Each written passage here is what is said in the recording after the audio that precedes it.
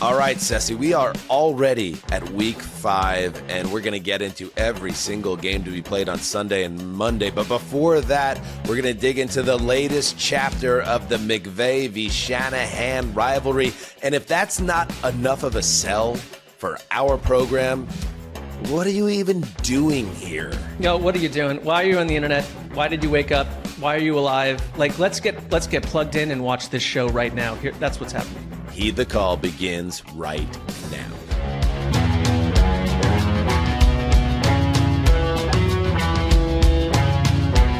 Hey, welcome to Heed the Call, an NFL podcast.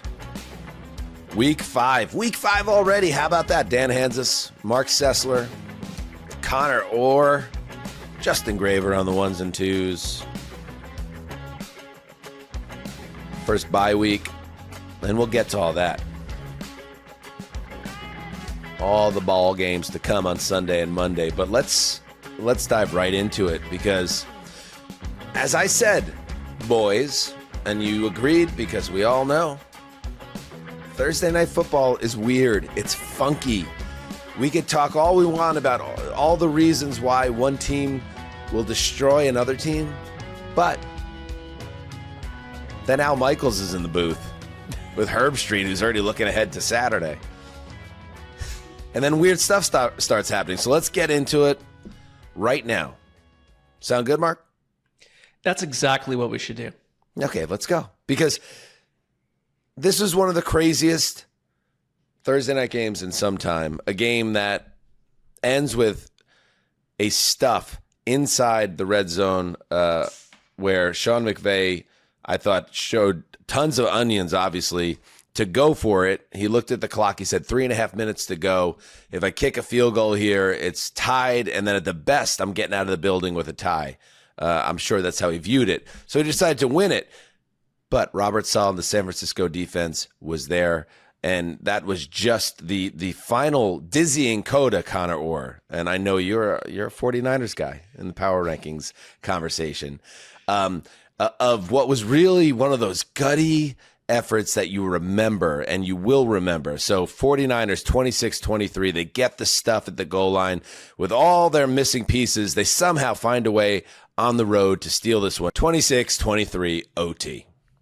Yeah, 49ers playing like the 7th best team in the NFL, huh? But I would say this. What it really came down to was, yes, a matter of Sean McVay's onions, but also complete and utter terror over the kicking game because the 49ers had the Rams had an extra point blocked against the Titans. They had 2 kicks blocked against the Eagles. They had a missed extra point in this game, and there's absolutely no faith in anything going on with the special teams unit now. And that was a major impact on his decision-making down the stretch. And then you have that solid defense that in those short yardage situations, you guess. And it's basically like a penalty kick. That's what a lot of defensive line coaches have told me in the past in soccer. You have to pick a lane. You have to pick a spot where you think they're going to go, and you base it off of historical data, anything that you have, and they guess right, and they shut it down. I don't know how Kyle Shanahan doesn't just deeply, madly, entirely fall in love with Mac Jones after tonight. Like Thursday night is weird, right? Like weird heroes rise. And if you go look at the Niners box score, which does not, that tells one story. The game tells a different one. But the receiving statistics are people that you didn't even expect to be part of this offense a month and a half ago. And like Kendrick Bourne tonight operating like Jerry Rice, 1988. Like Mac Jones playing banged up for like the 4th game in a row. At one point, I thought he was going to throw up. Like he looked like he had gotten a concussion, was going to throw up on the sideline. He's being tended to by multiple doctors. He cannot stop suiting up, getting on the field, making throws. And it was one of the more resilient Thursday night wins. One thing I kind of felt like I said, but I couldn't quite enunciate it during the week was like, this was a Kyle Shanahan fever dream challenge. How do you beat Sean McVay with like half your roster on offense gone? And here it came, and he did it. And I just thought it was such an enjoyable game to watch because it was what the Niners in this NFC West against McVay's Rams. It's what you expect because it's the unexpected. But this was truly unexpected because of the people involved. But I thought Mac Jones put on one of the more heroic quarterback performances that I've seen in a long, long time, and it was rewarding to watch. I mean, let's be real. We talked about it in the preview going into this game. It was like, what is the path to victory for the Niners with Brock Purdy out, with George Kittle out, with Pearsall out, with Nick Bosa out, with Ayuk out? It's like, all right, well, I don't know. Christian McCaffrey finally has a big-time game on the ground. Christian McCaffrey, 22 carries, 57 yards, 2.6 yards per tote. After the killer Kyron Williams fumble at the end of regulation, and I have to be real, I was down on Kyle Shanahan as I'm watching that moment. I'm like, I know that you have your backup quarterback and this isn't the team that you feel the most comfortable with, but if you run the ball into the line 3 times and then punt it away and then give it to Matthew Stafford at midfield, I feel like bad things are going to happen. But you know what? The football gods were just with the Niners today, but that's not even my main point. My main point is, Connor, is if CMC goes 22 for 57 with all these other missing pieces, then Mac Jones is going to get exposed. Mac Jones, 33 for 49, 342 yards, 7 yards per attempt, 2 touchdowns, no interceptions, all sorts of banged up. This was a warrior effort from the guy. And I've had my fun with Mac Jones. I don't think he's much of a athlete. I don't think he fits in. He's kind of like, what if you put Steve DeBerg in 2025 Perfect NFL? comp. But you know what? Just like that old adage, it's like, but the one thing they couldn't measure what was in his heart and in his chest, that he was a warrior for Shanahan. And you're right, Mark. Like, he is going to be on their QB depth chart for as long as he wants to be. Connor, that was a big time effort from a backup quarterback in a big spot in prime time. So I think it was a perfect convergence of a couple things. This is the same Rams secondary that fell apart in the fourth quarter against the Eagles when they finally decided to turn on their passing game a couple weeks ago. You know that opportunity is there from time to time, and these guys just kind of don't play well in certain spots. But this was an all-time heater. I mean, there were throws that Mac Jones was making, like these deep outs where there's a guy there. There's a Rams defender there, and for some reason it just floats just a millimeter above his head and into the hands of somebody. Or, one time he threw a ball to a guy over the middle in like triple coverage and he just happens to catch it. I don't know if this is a moment where, I was surprised that the broadcast was talking about there being a quarterback controversy. I don't think that that's necessarily the case. I think it's just proof that the Shanahan system gives guys answers, and in the right circumstances, something like this can happen. But to Mark's point, especially in an island game, especially against a division rival, especially Shanahan v. McVay, there's a romance to, at one point, it looked like that Mac Jones had been shot in the leg at one point. He was rolling on the field. It's like, oh, we won't see him until 2028 if he's lucky. Like, that is, I wonder if it's a type of game, Mark, that it just will stick in Shanahan's mind if Brock Purdy, there's no way you're going to bench Brock Purdy, right, with all the money you're paying him. But like, God, he's an easy quarterback to fall in love with because he's a fighter. Yeah, I think to Connor's point, there can't be a quarterback controversy. You can't allow that to bubble up right now. But it's like anything in life. If you're with something and you've made a commitment to something, which is Brock Purdy, but you had an experience that made you think excuse me, we just did the most heroic thing we've done in the Shanahan system in a long time. It's going to stick there. And Mac Jones, I don't see a lot of difference. And I've been a Purdy-ite, if that's what you call it. But I don't see a lot of difference between the two of them right now. And the Mac Jones we saw tonight was maximized. And, it took he did Max everything Jones. you would. Mac Jones would do everything. No, Max. No, because you had it. He was Macamized. How about that? But he did everything that Shanahan could have asked, and it's with a bunch of. It's not even with the. It's you got 8 people out of the lineup.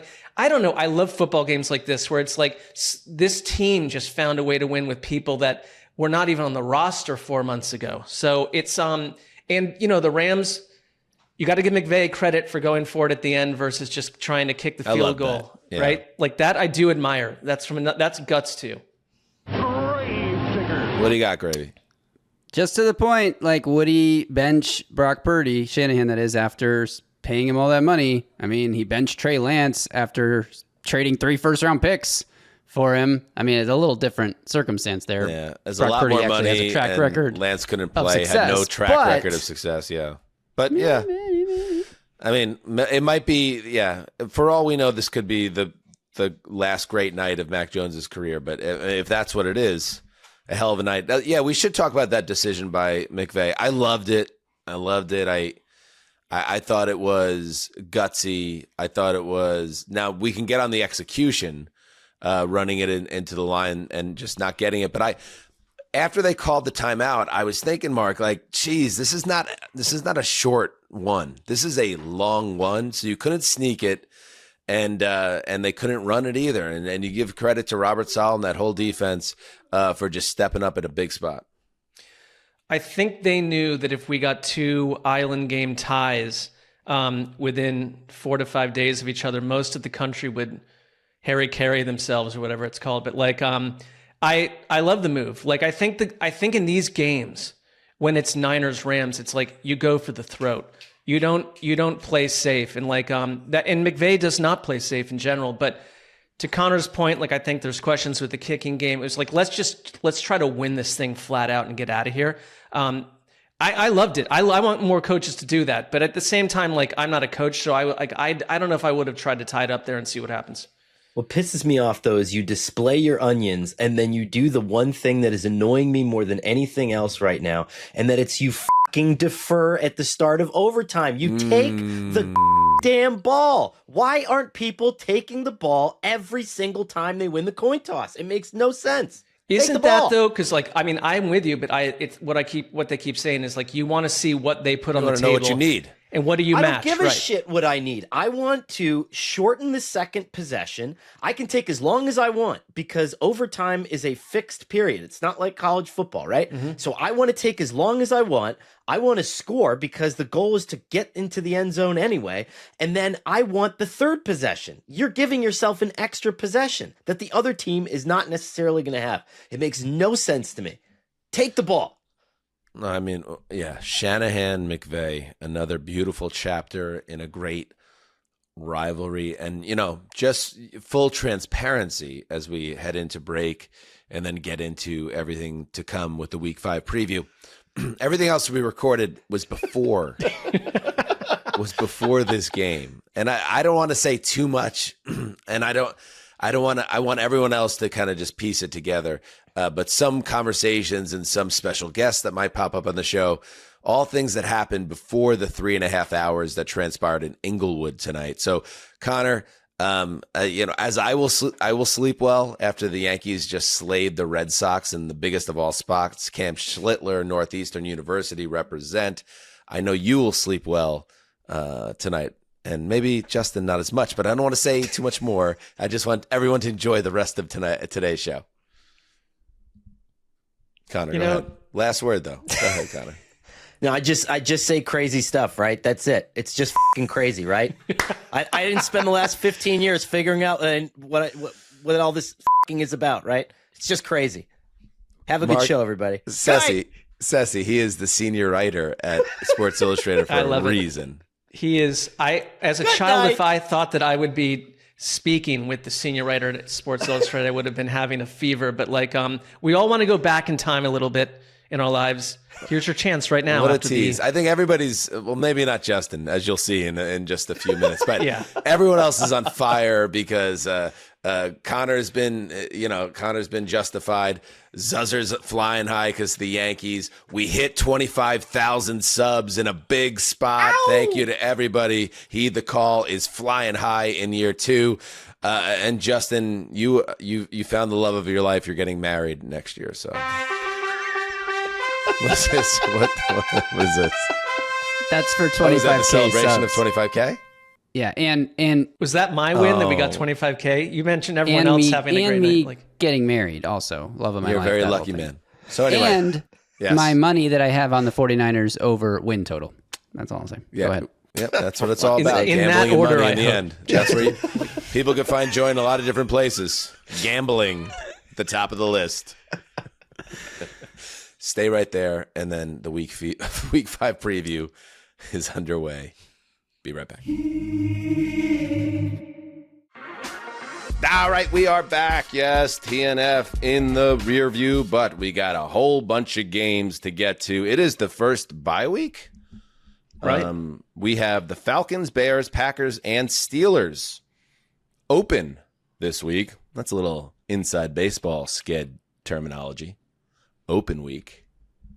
Nailed it.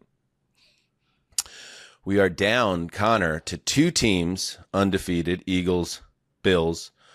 Only 3 winless teams remaining, Jets, Titans, Saints. And I'm going to go out on a limb today, boys.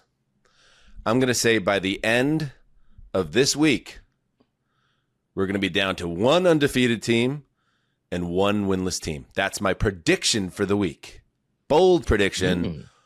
What do you think, Big Orr boy? Where is this? Where are you going with this? Like what winless team? Like I could see the Saints ruining my Darty party down in New Orleans. I could see. I don't know. Where's your head at on this? You got Jets over Cowboys then potentially, Dan. I guess that's what the preview episode is for. Let's get into it. Let's start with the late games because there's some juice in here. We'll start with a battle of 3-1 teams. The number 9 in the HTC Power Rankings, Tampa Bay Buccaneers. At the number 6, Seattle Seahawks.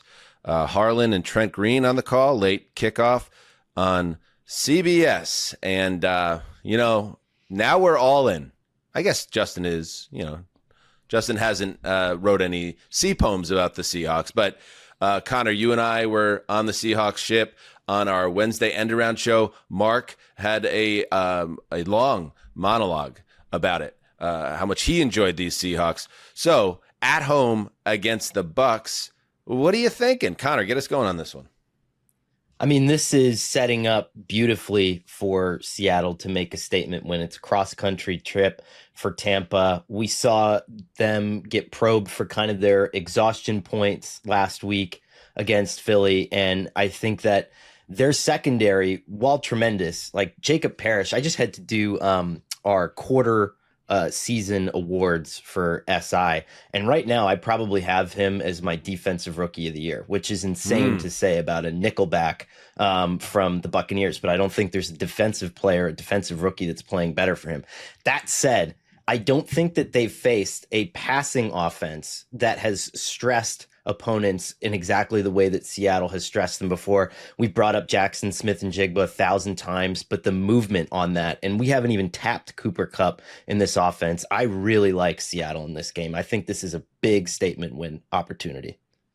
It's a big ask for Tampa Bay. I feel like Tampa Bay, while being one of the most visually tantalizing teams to watch on offense, you kind of feel like they're hanging on. Now, they got Chris Godwin back, and he played 81% of the snaps last week, which I thought was a big sign because he's in his role, and that's big for them. Tristan Wirfs is back.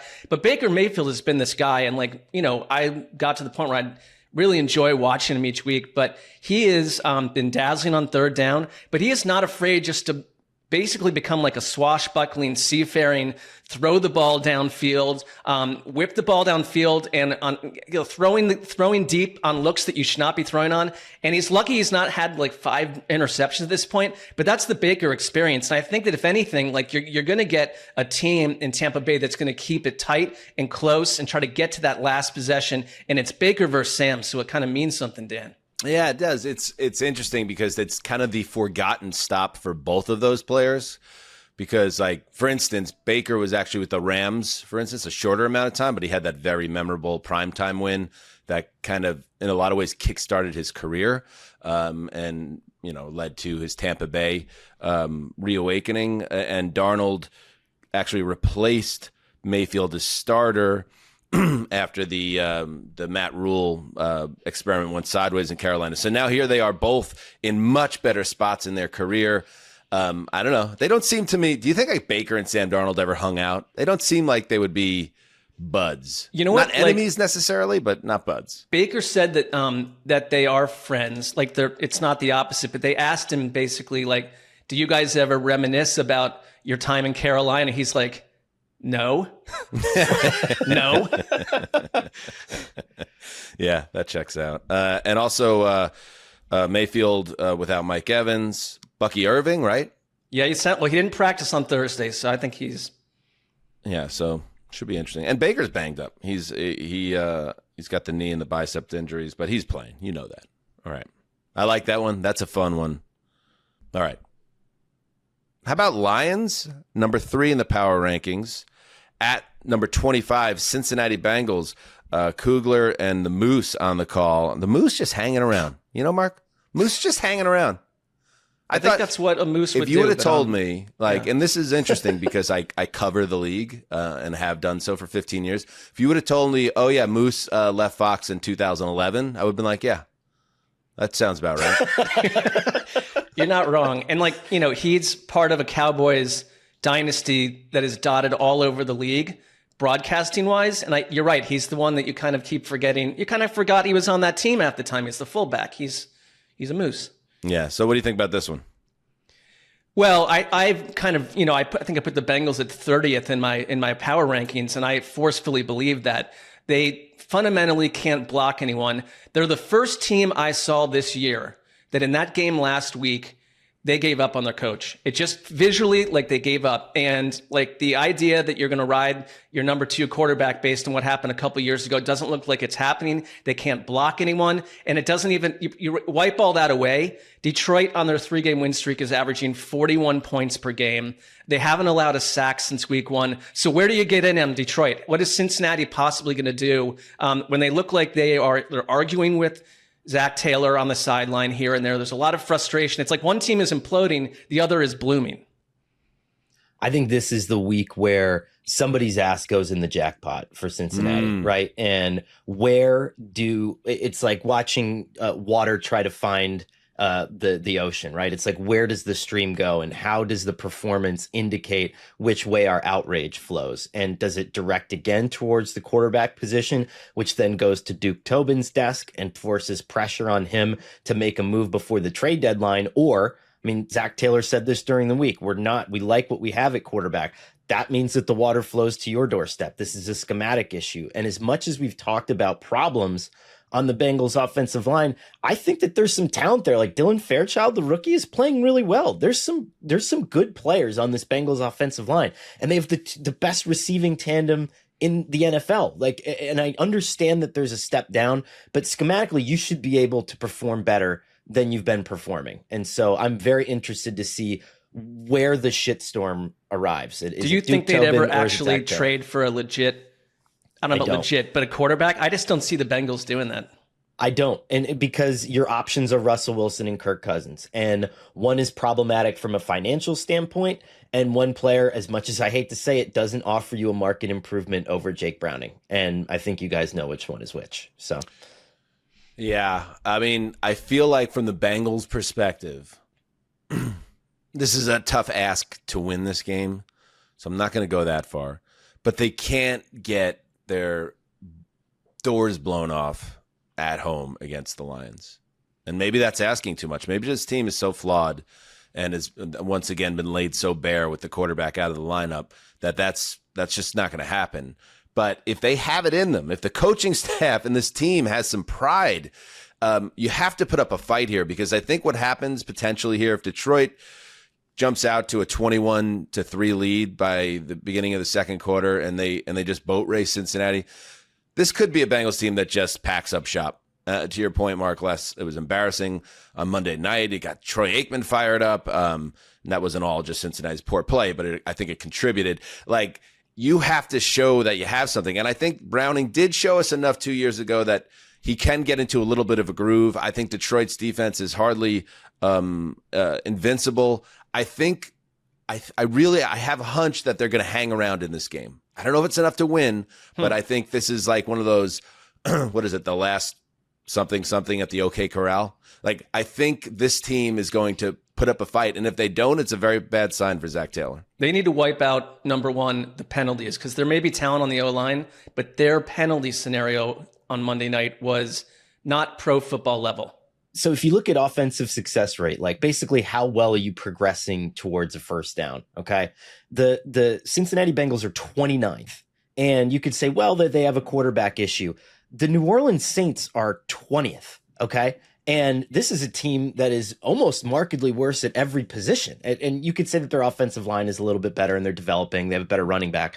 But there's no way that there should be that kind of discrepancy, which is why I think that this needs to be a schematic reawakening. And again, it's a tough ask against the Lions, but this is kind of how your schedule looks. Like, you have to float with the big boys for at least another month and a half.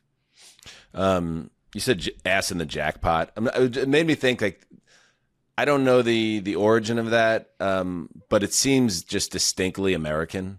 You know what I mean? And I actually had never heard of it at all until former Mets manager Terry Collins had this like famous showdown with, it was about a decade ago now, umpire Tom Hallion after Noah Syndergaard, the big Mets right-hander, threw at the opposing hitter, and it was a retaliation pitch, and it was very clear that it was a retaliation pitch, so they threw out Syndergaard, and it was in the first inning. It was against the Dodgers, actually. And that led to Terry Collins and this umpire Hallion having one of the great back and forths in the history of baseball. Let's just check that out real quick.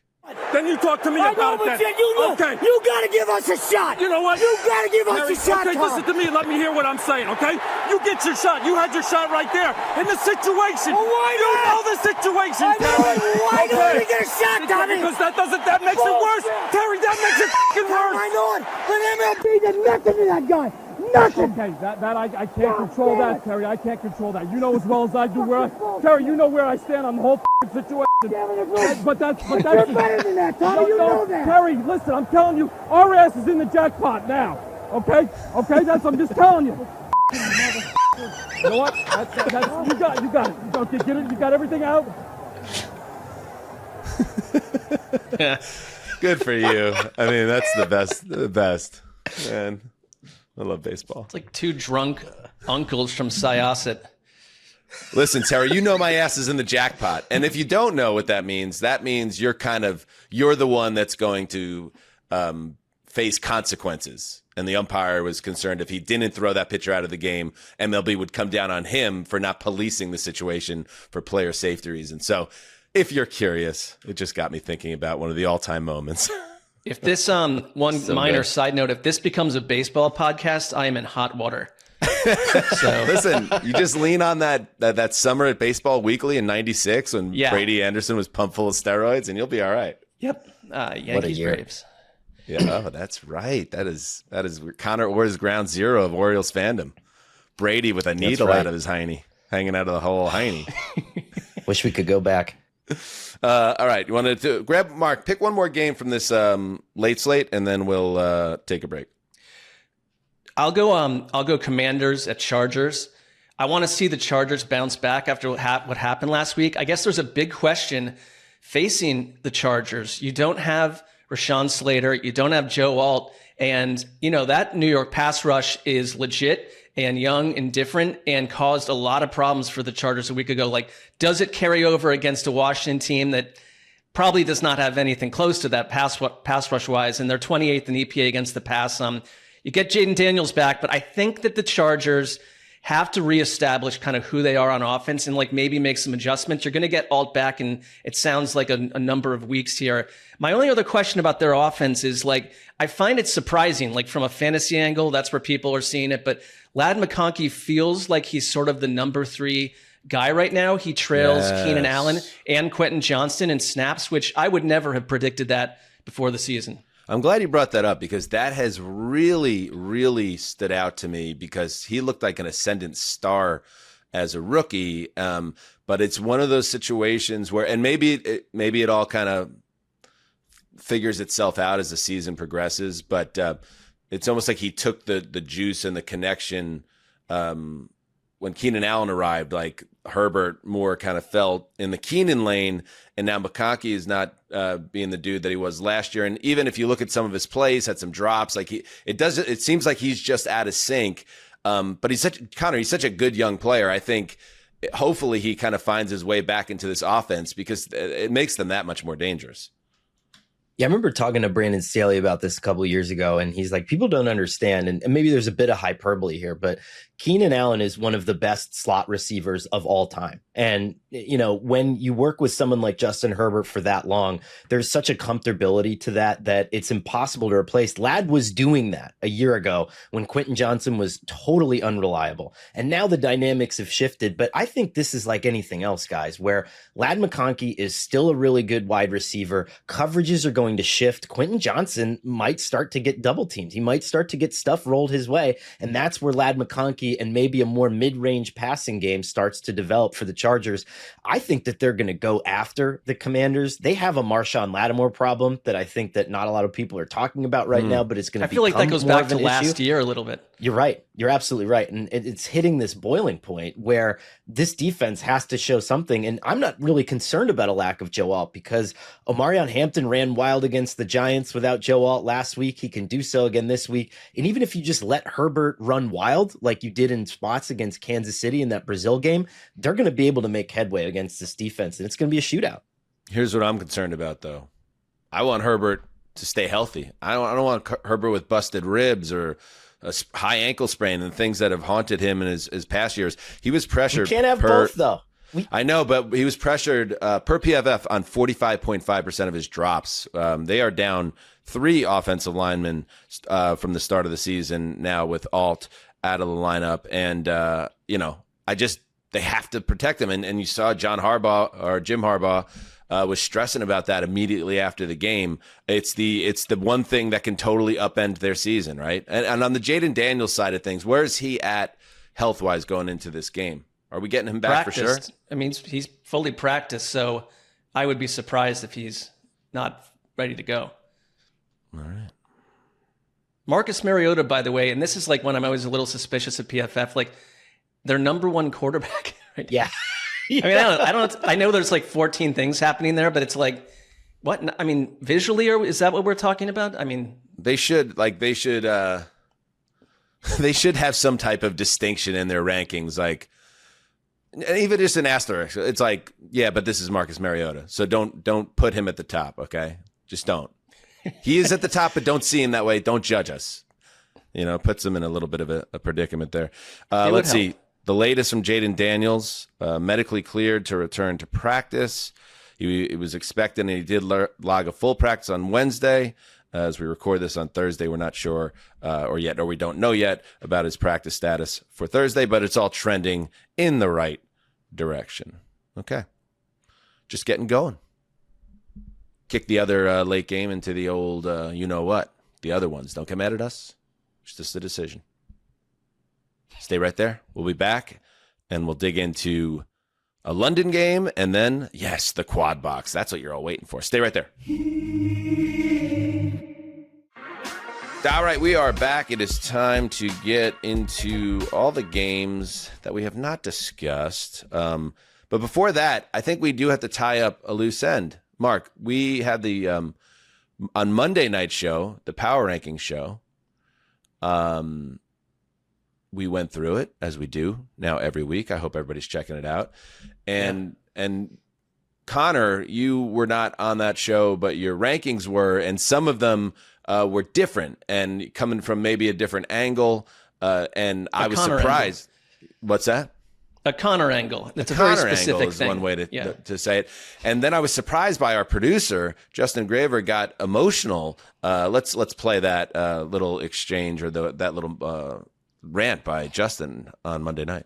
Yeah, because the next team in the power rankings is the Jacksonville Jaguars, who just beat the Niners this past weekend. And all 3 of us on this show tonight rightfully have the Jags ranked ahead of the team they just beat. But Connor fucked this whole thing up by putting the Niners at 7. Now, guess what? I'm going to tweet out a power rankings graphic tomorrow that doesn't have our individual rankings on them, where the Niners are going to be above the Jags. And you know what's going to happen? I'm going to get 100 responses. How can you have the Niners over the Jags after the Jags just beat the Niners? Well, it's Connor's fault. And if you want to know why, you got to watch the show.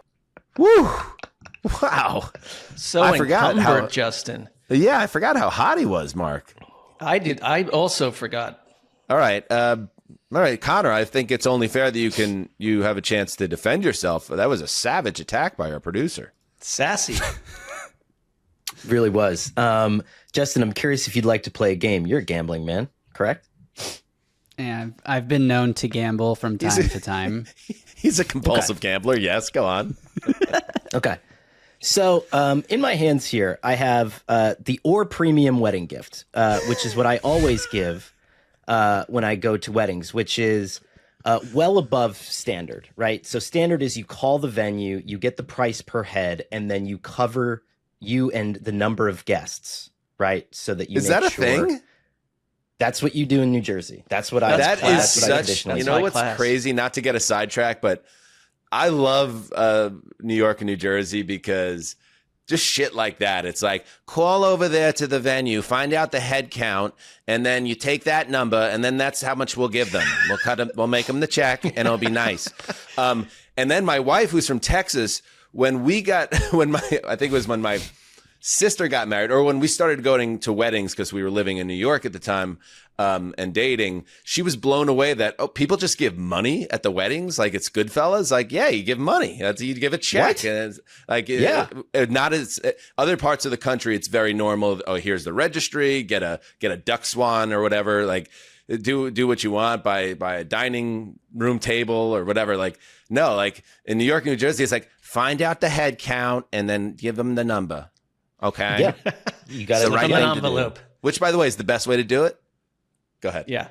To be Anyway, clear, okay. we do have a registry with lots of items, but if we could choose from each Thank person you, what we Justin. want, money is preferred. Go ahead. Connor. Okay. Justin, so this Justin, by the way, is perfect, 2 Justin. shows away from just putting the registry online and getting our listeners to buy him shit. I could feel it. You feel that? That's like a disturbance in the force, Sassy. By tonight.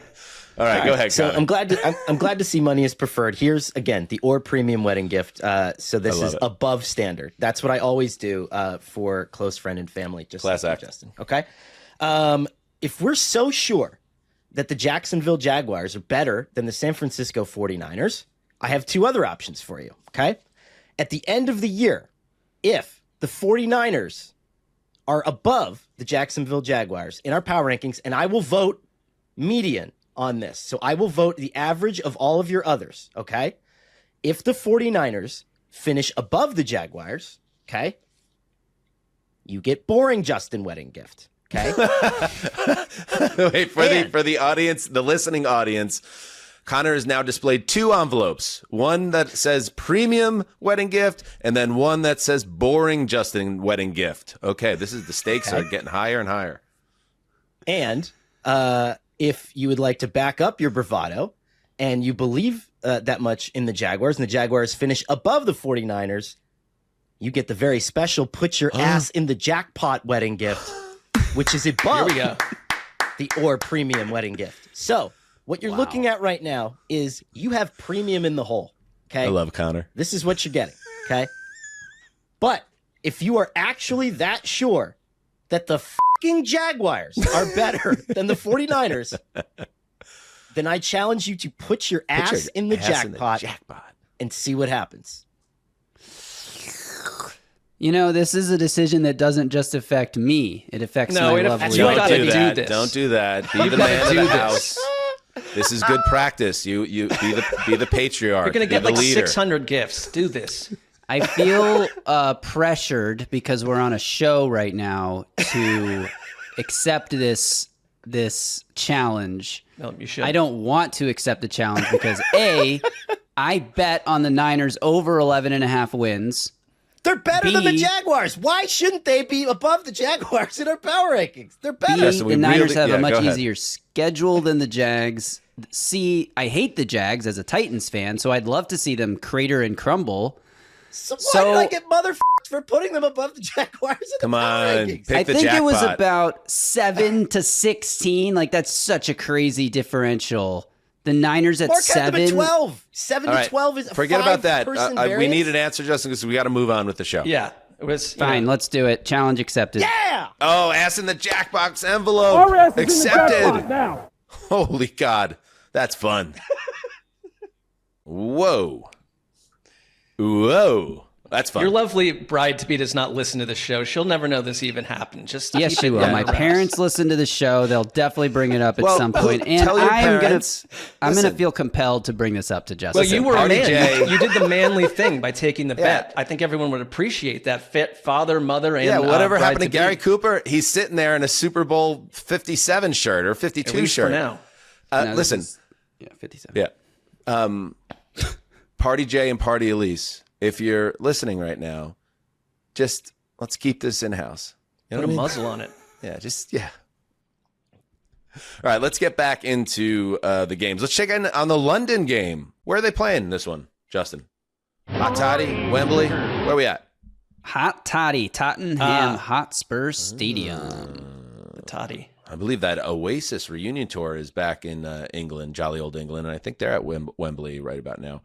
So at the Hot Toddy, we've been there. Beautiful facility. The number 19 Minnesota Vikings at the number 28 Cleveland Browns.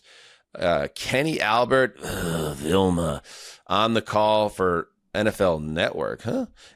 And some juice here, Mark, for you. I don't know. I don't even know if these companies know anymore. It's like, where is this game airing? Why is it? Why are Albert and Vilma on NFL Network? What are the rules? I thought there were rules. It seems to be a new thing for this year's international games. Joe Davis and Greg Olson called the Dublin game on the NFL Network. Obviously, Fox announcers. 2 more Fox announcers going to call this London game, so not sure what's going on.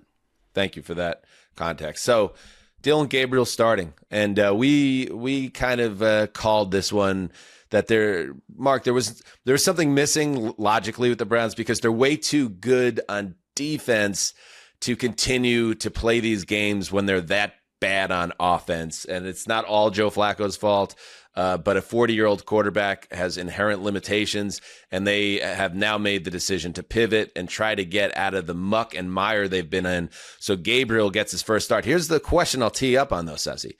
Yeah. Giving a rookie his first start in an international game and all the weirdness and funkiness against Brian Flores, a little bit funky. I'm surprised that they didn't wait until they were at least back in the Estados Unidos. You know what I mean? That was my initial reaction, but then I thought, well, no matter where this game would have gone in the way they scheduled it, like you're not in a hostile environment in Minnesota, and you're not in what could be a hostile environment in Cleveland at this point with the way the team looks in general on offense. So you go overseas, and it's a bit of a neutral scenario. Okay. Maybe it's a little bit easier on that front. I am surprised this is where he got the start, but not Joe Flacco, who is beloved by everyone. Everyone has to we love Joe Flacco, but he truly played himself out of the job. Like there was nothing to be gained by him in the offense at that point. Here's my concern for Dylan Gabriel. I think number one, on the positive side, A, we got to see him. B, I think if you're Kevin Stefanski, and Joe Flacco is sort of, we called him a Stone Age pony for years. He's not a big mobile threat at all. In fact, he's the opposite. Dylan Gabriel can move. It's not like we're talking about Josh Allen here, but I think he can do more rollouts and probably work a little bit better with some of the stuff Stefanski wants to do in theory. Yet it's your first game. You're playing Brian Flores, who is 9-1 against rookie QBs, allowing 13 points per game in those ones. And the Browns tackle situation. Right tackle Cornelius Lucas has given up more pressures than any tackle in the league. Left tackle KT Leviston, who apparently is a human, is your other tackle. And so it's like, I don't love the situation with what Dylan Gabriel is dealing with situationally. Outside of running the ball, they've been kind of a massive hot mess in the past game. So it's a challenge. I mean, you go back to what Brian Flores did against Jake Browning, and Jake Browning is not a gold standard right now, but is probably a better quarterback than Dylan Gabriel is at this moment, and fried him like an egg a couple of weeks ago. Harrison Smith and Isaiah Rodgers and everybody. My issue is the longer term impact of this, where if it doesn't go well, I think if you're Cleveland, you are setting yourself up for the Shedeur Sanders question that you don't want to answer. And you're putting yourself in a situation where then they're saying, well, let's see the next guy if this one's not good. And that's why I thought, because Flacco, yes, was not playing well, neither of those interceptions last week were his fault. The one was a miscommunication, and the other one, DJ Reed just jumps over a guy who trips, right?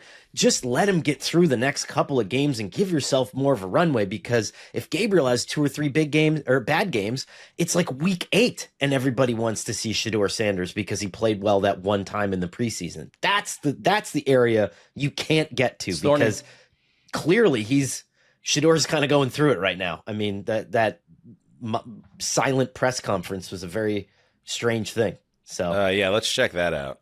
Third quarterback.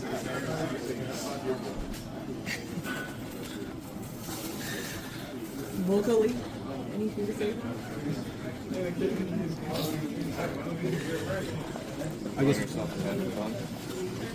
guess one more. I guess what do you think you have to show to the coaches, just to have them have that belief in you that y'all be ready. What is wrong with this person? What?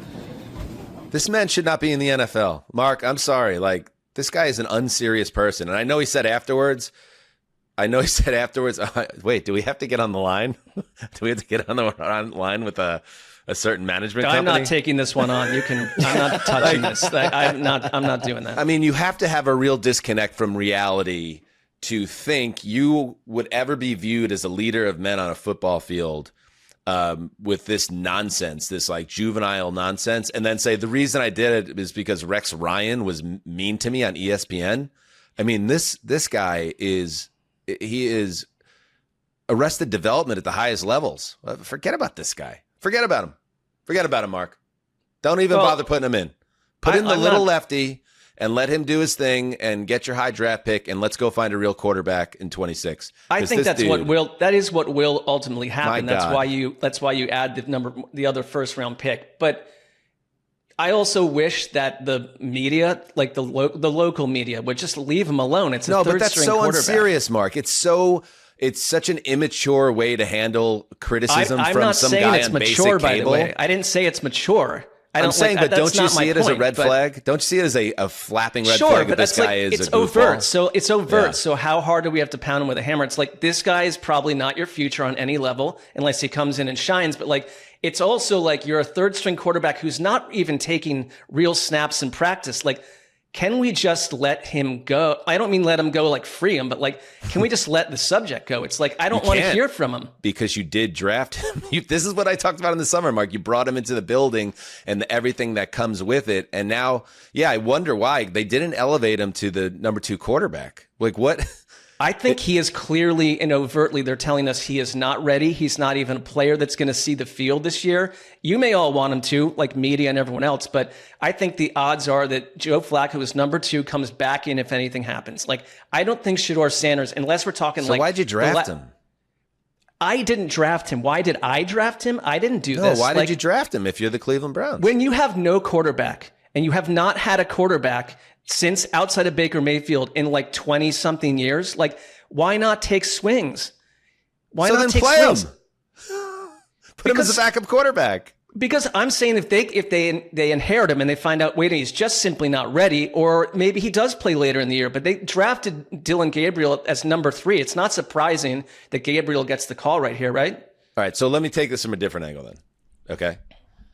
If the understanding here is it's very likely they go and bring in a new quarterback next year with a high draft pick. This is the window where you're going to take a look at him, unless you're developing him as a long-term backup, which I guess maybe that's the other angle. But I don't know. I guess it's something, the only reason I'm pushing back a little bit hard here, Mark, is like, I hate when a guy does stuff like that, dumb stuff like that, miming answers silently. Like, actually, it's never happened before. And then the reflexive move is, the media is being mean to him. Like, just leave him alone. I think I think the two can dance arm in arm, because I do think he's been a target and he's created the reason that he's a target. It's like chicken or egg a little bit. He's the son of Deion Sanders, so he came in like as a name. Point being, in terms of what's happening right now, it's like you want to find out if Dylan Gabriel could be a quarterback for you. Now, that's suspicious to me because of his size and height and stuff. I don't really see that as viable either. But could Shedeur play late in the year? Yes. Is the plan right now to have him come in? I don't know. Like, I don't know the answer to that. They're clearly you inherit players, right, and find out they're not who you thought they were. It was a late round draft pick. It's what, like, they've made mistakes with players like this that couldn't play in the first and second round. This is a late round draft pick. Like, it's kind of like who cares minus his name. Right. Which is also why you invited this into your locker room. Well, they and if it's specialize at a that. late round draft pick, why do we even bother with this? They specialize at that. The other option, the other world is they have Travis Hunter, and we're asking why the Browns can't figure out Travis Hunter, but every other team probably could. Well, the Jaguars can. But all right, on the Vikings side, real quick, because we got to keep moving here. But they're a mess as well. This could be a very low scoring game, Connor. I think so too. With Wentz, you don't want what happened last week to happen again. You want to limit him to just quick throws where there's an obvious read, and then you want your defense to take control of this game. You want to reestablish yourself on the ground. And I think Kevin O'Connell just wants to get out of the business of, hey, I can transform any quarterback on God's green earth into solid gold. That's not true. I think we all know that's not true. And that's not an affront against Kevin O'Connell. That's us having to readjust all of our rhetoric and expectations for Sean McVay, for anybody, right? And so I think this is, let's get back to normal. Let's save everybody, and let's just pound the rock if we can. Their line is a hot mess right now, health wise. Mm-hmm. And the Vikings defense, that's a tough ask for a rookie. They're number one in EPA per play. The Minnesota Vikings and Brian Flores, so they're gonna go get after Gabriel. Let's see what happens. All right, let's now pivot to, oh yes, you wait for it every week. We know you do. It's time for the quad box. Oh my God, that is so tight. That is super tight. Put on your socks and tune in your box. 7 hours. That is really tight, Dean. That is art. That is art. Everybody's noticing it's getting a little bit longer every week. So good. How far can we take this? How long can we make it? Knowing us, I think there are no limits. I think we can take it. Yeah, pretty far. All right. These are the rules of the quad box. We're here to help you, NFL fans. You got 4 screens for the early window, and we're going to tell you what to fill with those 4 screens. Mark, get us going. It's an easy choice for me at number 1. It's the Broncos going to Philadelphia. Juicy game. Like I guess like when I think about Philadelphia, because I got a bunch of them on my fantasy team, not the number 1 priority for the show, but like am I just like trapped in the moment where I'm like, at some point, like everything's going to change, and these players that have been like just bottled up, AJ Brown, like Saquon, like, is it going to work? Is it going to suddenly round down into shape? And it's like, I'm kind of starting to think not. This is maybe who they are. Now, it's a long season, but it's like, what's missing? It's the explosiveness. It's the explosive Saquon runs. And there's been seasons in the past where, more with the Giants, like Saquon, like has 12 lower level runs, then he blows the doors off and he looks great overall in the box score. But like, we're just getting the lack of explosive runs, which literally defined the Eagles last year in the playoffs, not so much in the Super Bowl, but late in games where they became dominant on the ground. And I think the offensive line is not completely what it was in the past, but it's fair just to say, and it's a bit of a rote question at this point, but you've moved on from offensive coordinator like year after year after year, and I think this kind of shines a beam of light on our wondrous friend, Ellen Moore. I think it does. He leaves, and the offense changes. We're not going to go the other route? We're not going to go with the Dalton line of NFL coaches and how these things are directly related? Well, that's your part. I knew. I mean, I don't need to hammer that. Like, we just, we got Shador Sanders in the show. We got, Sirianni. We're going through the whole thing. Yeah, I mean, the offense with Petula has been a little up and down. Obviously, this is my upset special of the week. I think the Eagles are ripe to be picked off, and I think the Broncos, even though they've had, the Broncos can easily be 4-0 themselves. Like, the Eagles have had some things fall their way. They've made some major plays, as I talked about on our Wednesday show, in special teams to get to 4-0. The Eagles got picked off late, the Broncos got picked off late in 2 games to be at 2-2. But I think their defense, especially the secondary, even though it hasn't been maybe up to the levels that we maybe expected going into the season, including reigning defensive player of the year, Patrick Surtain. Like, I think it's all in them. I think their best performance of the year is in them. And I kind of like the Bo Nix, who's played better the last 2 weeks, going on the road and having something to prove and them getting really hyped up for this spot. I think the Eagles are vulnerable because I think the best Broncos game could beat the Eagles the way the Eagles are playing right now. Now, could the Eagles kind of level up and figure some things out? Because the Eagles, when they are playing at their highest level, could beat pretty much anybody in the league, as we learned last year. But I'm not ready to say the Eagles are ready to be that team yet. So if the Broncos could come in and be their best version, I think they win this game, and I think that they will. How about that? That's one of the ones we talked about at the top of the show. I think we got an upset brewing in Philly. Okay. I did take Denver in our Sports Illustrated staff picks as well this week. Ooh, and baby boy. Part of the reason why is I think that the RJ Harvey breakout game happened. Now, again, is it the breakout game or was this just a laugher against the Cincinnati Bengals? We'll see. But he also had a season high in targets as well. And you're going to need that element out of the backfield because Jihad Campbell is playing like a rookie of the year candidate in Philly, and you need to occupy some of these guys, and you need to get these guys out of your way so Bo Nix can go through his progressions and he can hit the receivers that Sean Payton is designing for him. So I think if RJ Harvey can build on that success, I think he's just a chess piece to move around to mess with that defense just enough to get Bo Nix off the edge and get him playing as good as he can be.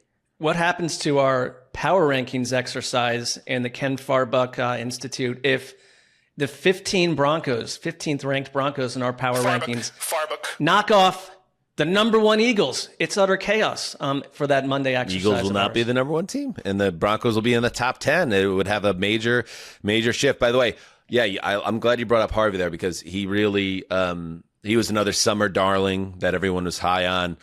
And sometimes with these rookies, yeah, they pop in training camp / preseason, but then they're not quite ready to find a niche in the game plan initially. But then around this time of year, all of a sudden these guys do materialize. Look for Travion Henderson in New England, that to continue to happen over there as well.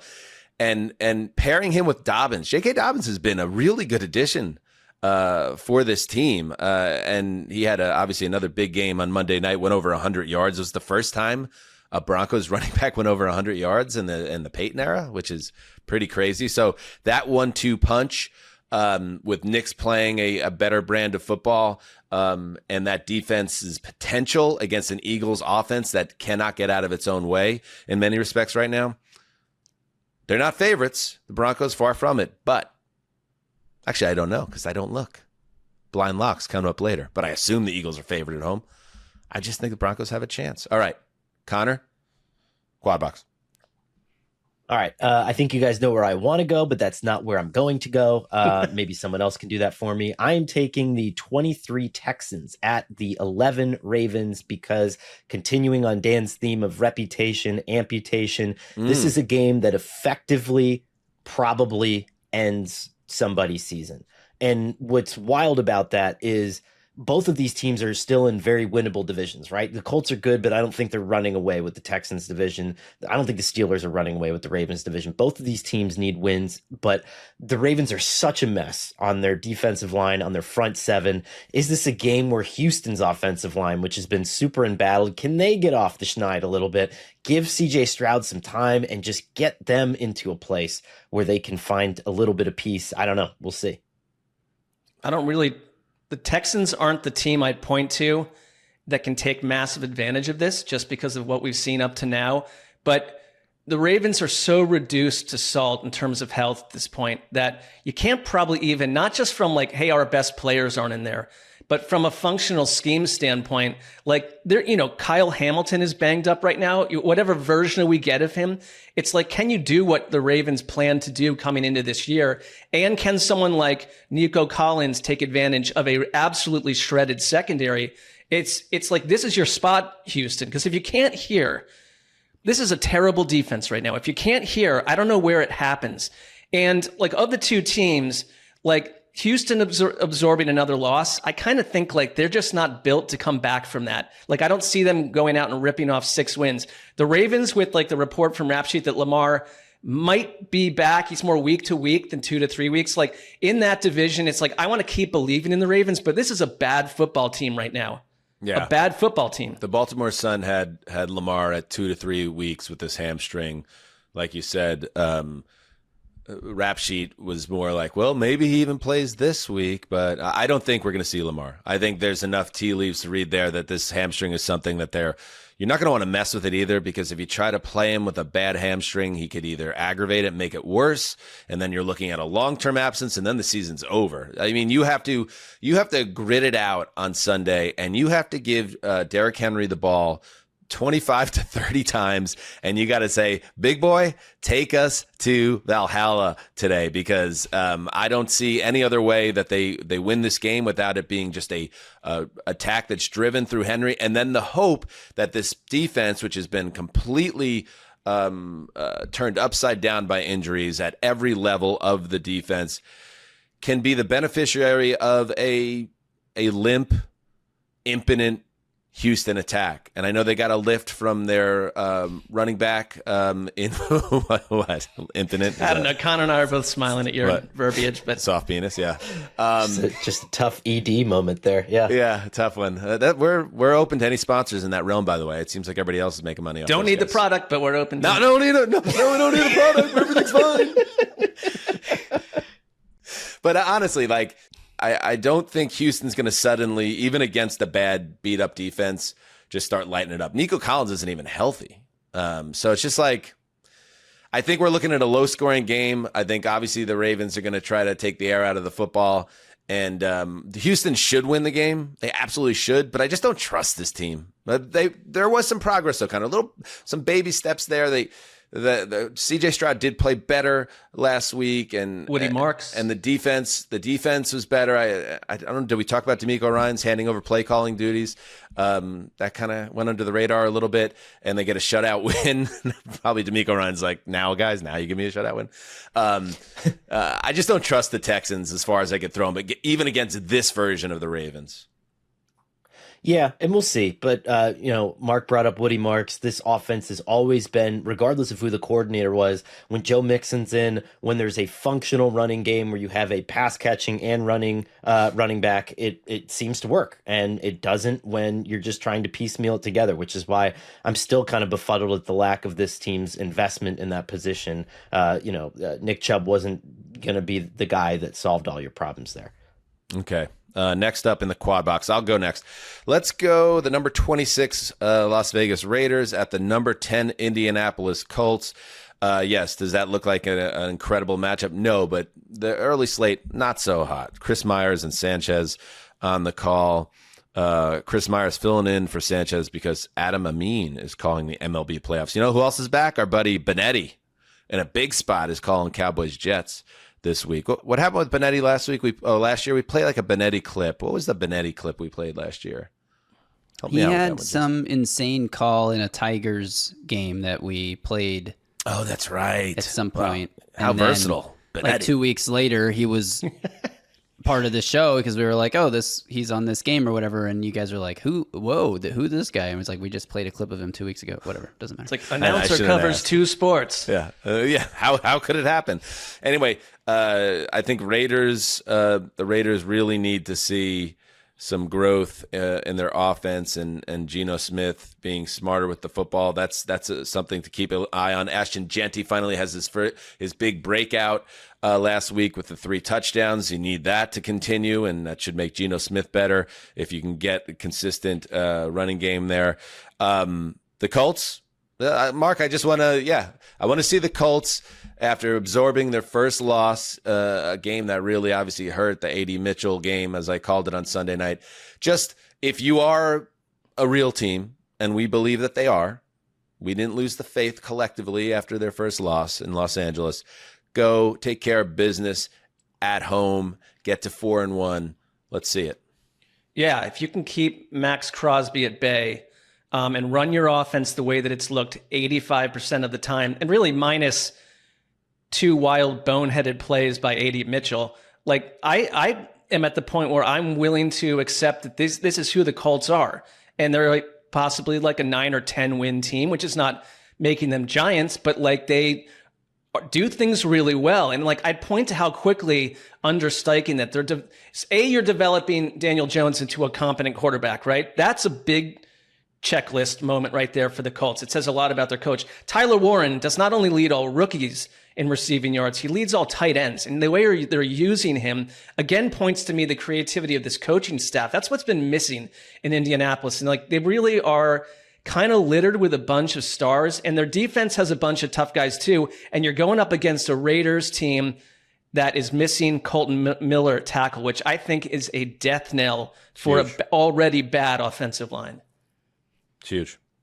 That's huge. I mean, that's a high ankle sprain. There's also a hairline fracture.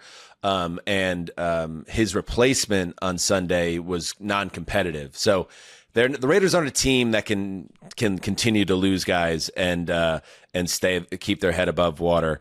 But 1-3, they need a 25-24 loss. Really hurts. And that offensive line has obviously played a role in Geno Smith's struggle and some of his decision making. His PFF grade, by the way, is 29th in the NFL. So he needs to be better or else. All right, one more game in the quad box gravy. Yikes.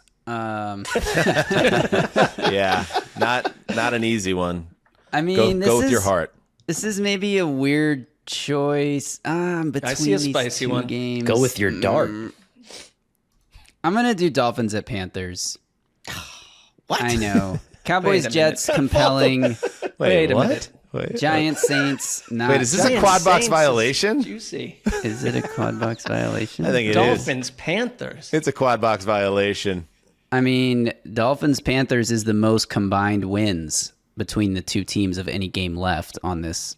Yeah, this is a quad box violation, Justin. We're gonna have to ding you on this one. This is a classic. This is a vape. Quad box violation! Sessler!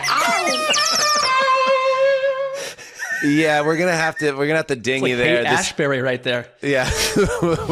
I mean, we got to step in as a group collectively, and let's throw it to the number 24 Giants at the number 31 Saints, because at least we got some Jaxson Dart juice. All right. I mean, is that? Do you guys feel fair about that? Was that a quad box violation? That's by where I would have Justin? gone. Yeah, I think you're right, Justin. Nothing on you. That you have your heart, whatever your heart desires. It's but not part of the time. segment. If we're all sitting around watching these games together and we're all quad boxing it up, like I would defer to the group in that setting too. So take it away. I agree. I got a with feeling that we're gonna get a lot of negative feedback for the quad box violation this week. But just eat it, deal with it, society. Go ahead, Connor. I agree with Justin in that if the Dolphins offense performs well again, and yes, it's Carolina, they're all of a sudden 2-3, and you're like, okay, what's going to happen here? The AFC is just a mess right now, and maybe without Tyreek Hill, I'm not saying the offense This is gets now better. you're talking Connor. This is the other one's conversation. Right. Okay, so anyway, Jaxson Dart. We covered that. I'm just saying. I'm just defending Justin a little bit. I just didn't want him to feel bad. That's all. Is it not a quad box violation? coming together. It's a quad box violation because Jaxson Dart is going against the team that passed him up, and this guy is full of hot piss and vinegar. He's pissed off that the Saints didn't take him. He's going to come down there, bring the thunder. I love it. The reason why I think it's a good game, Justin, and why even though it's a 1-3 against an 0-4, I think it'll be a competitive game. So you have the Dart juice. This podcast is hot about Dart, some more than others, but we want to see what he does for an encore. And I think putting him on the road against a New Orleans team that was competitive last week against Buffalo, I'm like selling this game to Justin. They were competitive last week. I feel like, Ellen Moore is going to get this W potentially here. This is another game that I had circled, Connor, as maybe a winless team getting Ellen Moore, getting off the mat in a big spot. Because here's one thing, and I'll now throw it to you, Justin. This is your quad box selection, of course. We forgot about that. Jaxson Dart took a bit of a beating. He was a bit reckless. I'm a little concerned about Jaxson Dart being able to stay healthy, and he's so full of piss and vinegar that it might all get knocked right out of him, maybe at the Superdome. Yeah, he was dealing with a hamstring injury mid-game. Obviously, he toughed it out. But when you look at, obviously watching the game, he had exciting moments. Using his legs was awesome. He also finished with 111 passing yards on 5.6 yards per attempt and took 5 sacks. Now, I know the Chargers defense is really good, but I think because he plays in a New York market and he came in and got them their first win, everyone sort of overreacted a little bit. I would like to see him play a little more consistent, good football in structure, not take 5 sacks, complete some more passes. So it'll be interesting to see how he plays against a totally different opponent. And that Brandon Staley defense, they gave Josh Allen fits. And obviously there's a connection, Brian Daboll, Josh Allen. I don't know if that matters, but I think they could easily give Jaxson Dart fits in this game. And I feel like the Saints are this team that we just assume are the worst team in the league, if not the third worst team. And they've played tight in 3 games. And I know Spencer Rattler is 0-10 as a starter, but he's committed 1 turnover and only been sacked 9 times all year. It's he's gotten them into position to win games. And I think if you're Ellen Moore, it's you want to see growth. I don't know if Spencer Rattler's anything more than a patch now, and I get that. But Ellen Moore. Ellen Moore. You can kind of see the formation of a team a little bit, but just one that could probably handle the Giants on some level, but it's hard to see. But if you squint, the Saints have grown in each of these games to some degree. I'm trying to sell them, but don't scramble Jaxson Dart with Demario Davis there, because he will put you in the swamps of the bayou. You know what I mean? Just be careful, buddy. We want you to stay on the field. Or do you want Russ back on the field, Connor? Because that would maybe allow, through fate, you to follow through on your preseason prediction if he got back out there. Think of the greater good, please. Or have we moved on? Yeah, no, I've moved on. I've learned that lesson time and time again in my life. It's time to cut that out. All right. Forward. All right, there you go. There's the quad box. Let's take a break, and then when we get back, Baldy joins us. All right. Favorite part of the show, we're joined by Odyssey NFL insider Brian Baldinger, host of the Best Football Show podcast. Insider calls are brought to you by Nationwide. For your insurance and financial needs, Nationwide is on your side. There are very few people, Sessy, who could pull off the V-neck black tee with the sleeves coming up on the pipes a little bit. Baldy, and if you're not watching on YouTube, plug in. What's up, my man?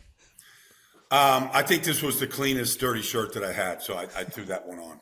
That's how it goes. I try that look, and the only problem is minus pipes, so it goes. You need the pipes.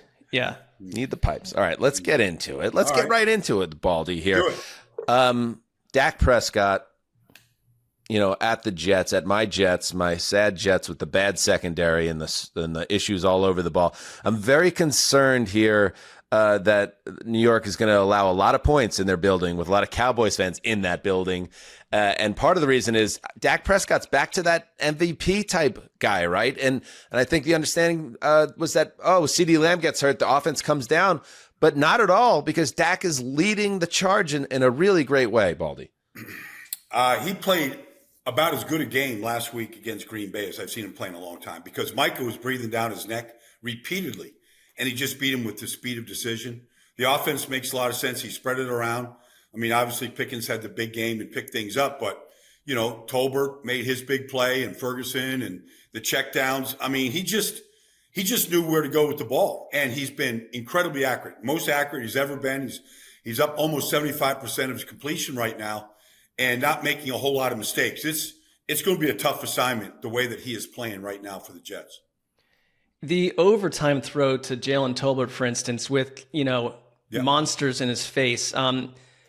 That's the kind of play we're getting from him. And it's great to see. When it comes to Brian Schottenheimer, because I grew up a Browns fan, I'm a Schottenheimer person, and I thought that he was kind of roundly critiqued when he was hired because it was a little blasé. But what about this Schottenheimer offense is working and helping Dak and the CeeDee Lamb free wide receiver group?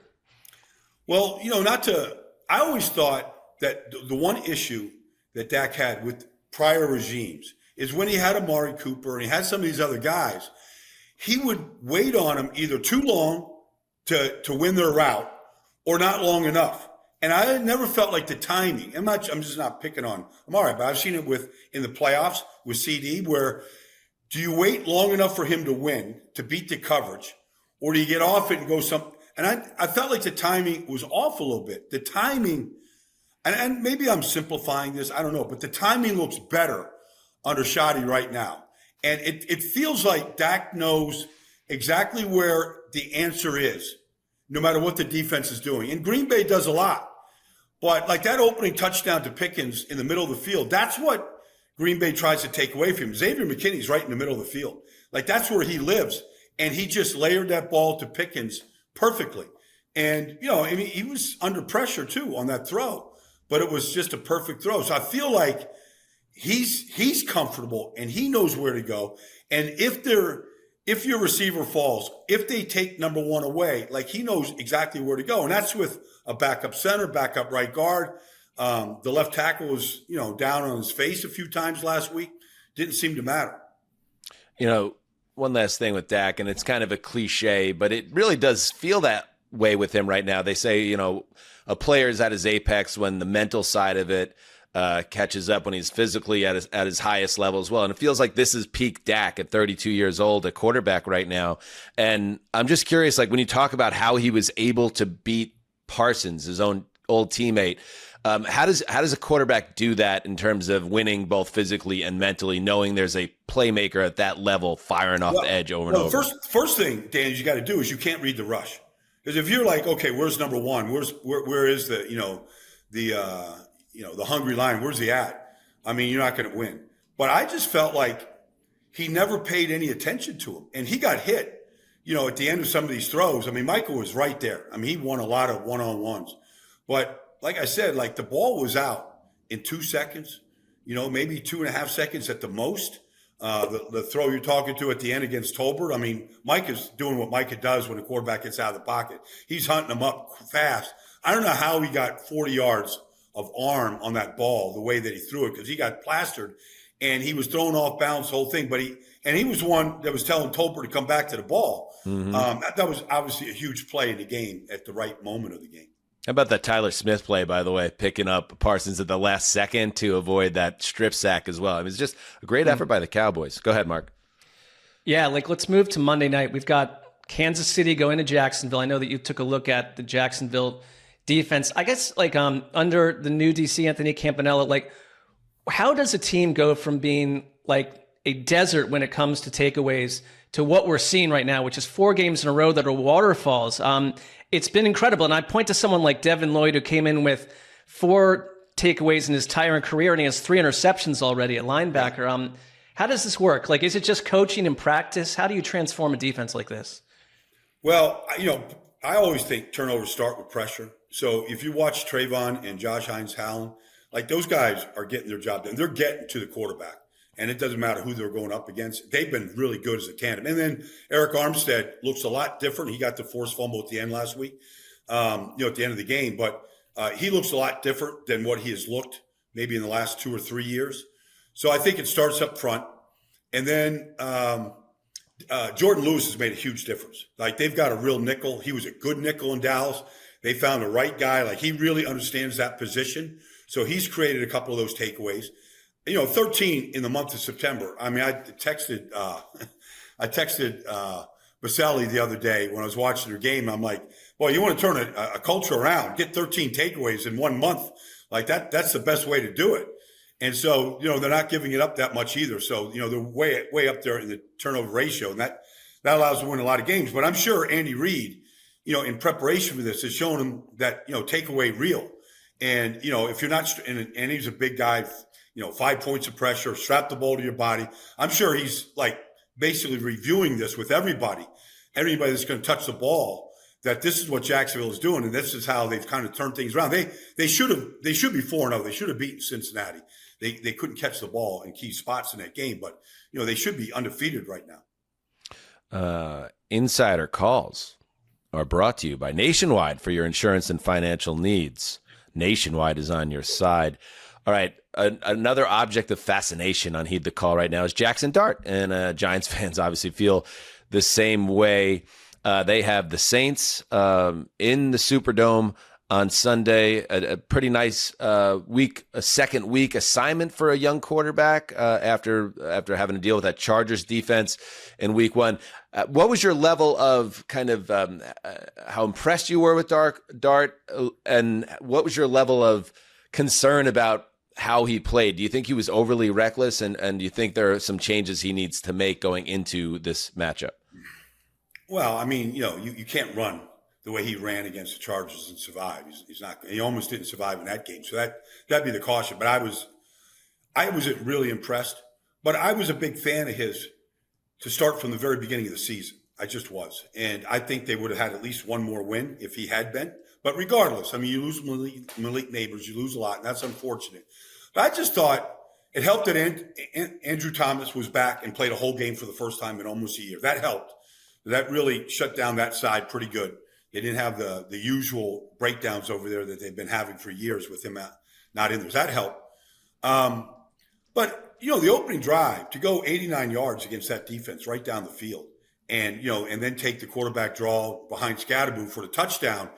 I just felt like not only did it energize MetLife Stadium, but the entire team looked different. Everybody was buzzing, and they played with the lead for the first time really all year, and the defense got after it. And I just felt like they kind of like fed each other. And so I'm a big Jaxson Dart fan. He didn't make a lot of throws, but he extended some drives. He hit Slayton on a 3rd and 11. He hit Theo Johnson on the 3rd and 13, and they got the first down in the middle of the field. He hit Neighbors by stepping up and really getting good vision to hit Neighbors. He hit a couple really key throws in that game that allowed them to stay on point. I think they were 7 of 15 on third downs, something like that. So they converted some third downs to maintain possession. They ran it 42 times. And that's a very, very talented Chargers defense. You saw Tuipulotu with the sacks and all that. But, I mean, they don't really have a weakness. And he didn't turn the ball over against a team that other teams have been turning the ball over against. Like a quick one for you, because it felt like pro football kismet that Dart is out there and Scadaboo is like blocking for him on a touchdown. Then you got Scadaboo flipping in the end zone. And this has been a moribund fan experience, and I think probably a moribund locker room for a number of years. And Daboll's going wild. He wears his heart on his sleeve. What does it do for a locker room when all that happened on one Sunday and the team just seemed to transform before our eyes? Well, I mean, if you just take say Brian Burns, he came from a moribund franchise. He got paid a lot of money last year, and there was the most disappointing season in 100 years for the Giants last year. And, he wasn't fully healthy, but he played through it. And now, okay, it was a rough start, but like those guys up, Dexter Lawrence hadn't done anything till last week, and he does a lot. All of a sudden, they've had problems at corner. Like everybody played up, it seemed. Like I felt like the energy of those, and really that's, if you get a great rookie class, that can help everybody. It can help the veterans that have been around and just losing, and they're on their sofa at 4:30 after another loss. And you go home and you're just like long face. You don't want to go to the store, see anybody. Like it can change people's attitudes real fast. And I feel like both those guys have helped a great deal. And obviously what Abdul did, like that's a good rookie class. And they could do that a lot of Sundays against a lot of teams. You played 11 years in the league. Did you ever have a situation like that in Dallas or Indy or Philly where there was a veteran guy and then there was the upstart young QB who kind of shook things up? We turned things around in Philly, but we had Reggie, like he made everybody better, But I can't really think, even when I was in Dallas or Indy, if we had, I guess maybe Jeff Chandler came in as a rookie and played really, really well as a rookie. And, and we won a lot of games. We were right there on the cusp of a playoff team that year, and Dickerson ran good. And so I think, Chandler came in and gave us some good quarterback play that rookie year, and it, got us to 9 wins and right on the cusp of a playoff spot. So that can happen for sure. All right. One last thing. You did a Baldy. I'm a big Yankees fan, Baldy. You did a Baldy's breakdown in the Jazz Chisholm Game 2 against the Red Sox slide. Are you like one of those sports fans? You watch everything? You like an everything guy? I always thought you're such a football guy. I turned the TV on. I'm kind of forgetting who's playing. I turned the TV on last night. There was Yankees Boston. I couldn't get away from the TV. My girlfriend wanted to watch something on Netflix. I'm like, no, we're watching this again. Like, I'm not leaving that happens this a game. lot. No way. I mean, the Yankees are going to get eliminated if they don't. And, Aaron Judge has been doing what Aaron Judge has been doing in the playoffs. But, like, that slide by Chisholm away from the throw was awesome. I mean, it's just – there's nothing like October baseball. Like, I'll be in front of every one of these games for the next month. I don't know I don't know. By the time people hear this, the Yankees will either be preparing for the Blue Jays or their season will be over. But, the stress and the anxiety of it all, it's just different. It's different. That was Odyssey NFL insider Brian Baldinger, a host of the Best Football Show podcast. Insider calls are brought to you by Nationwide. For your insurance and financial needs, Nationwide is on your side. Thank you, Baldy. Have a great weekend. Yep, you got it, guys. I'll see you next week. See you. All right, there goes Baldy as we continue to roll through the Week 5 preview. All right, what's up next? Let's see. Before we get to the next thing, Dan, I've just checked, and there's somebody that's been on hold since before we started taping. They've just been waiting on the line on hold. I didn't realize until now. An old WFAN caller sitting and waiting to get on there. Yeah. Well, they're claiming to be Ken Farbuck back for another check-in. So, Ken, the deputy commissioner of the the Power Rankings Alliance, International Power Rankings Alliance. Is it Mr. Farbuck? You are on with the show. Ken, you there? Yes. Hello. Can you hear me? Yeah, we got you, Ken. It's Dan Hanzus of Heed the Call. Yes.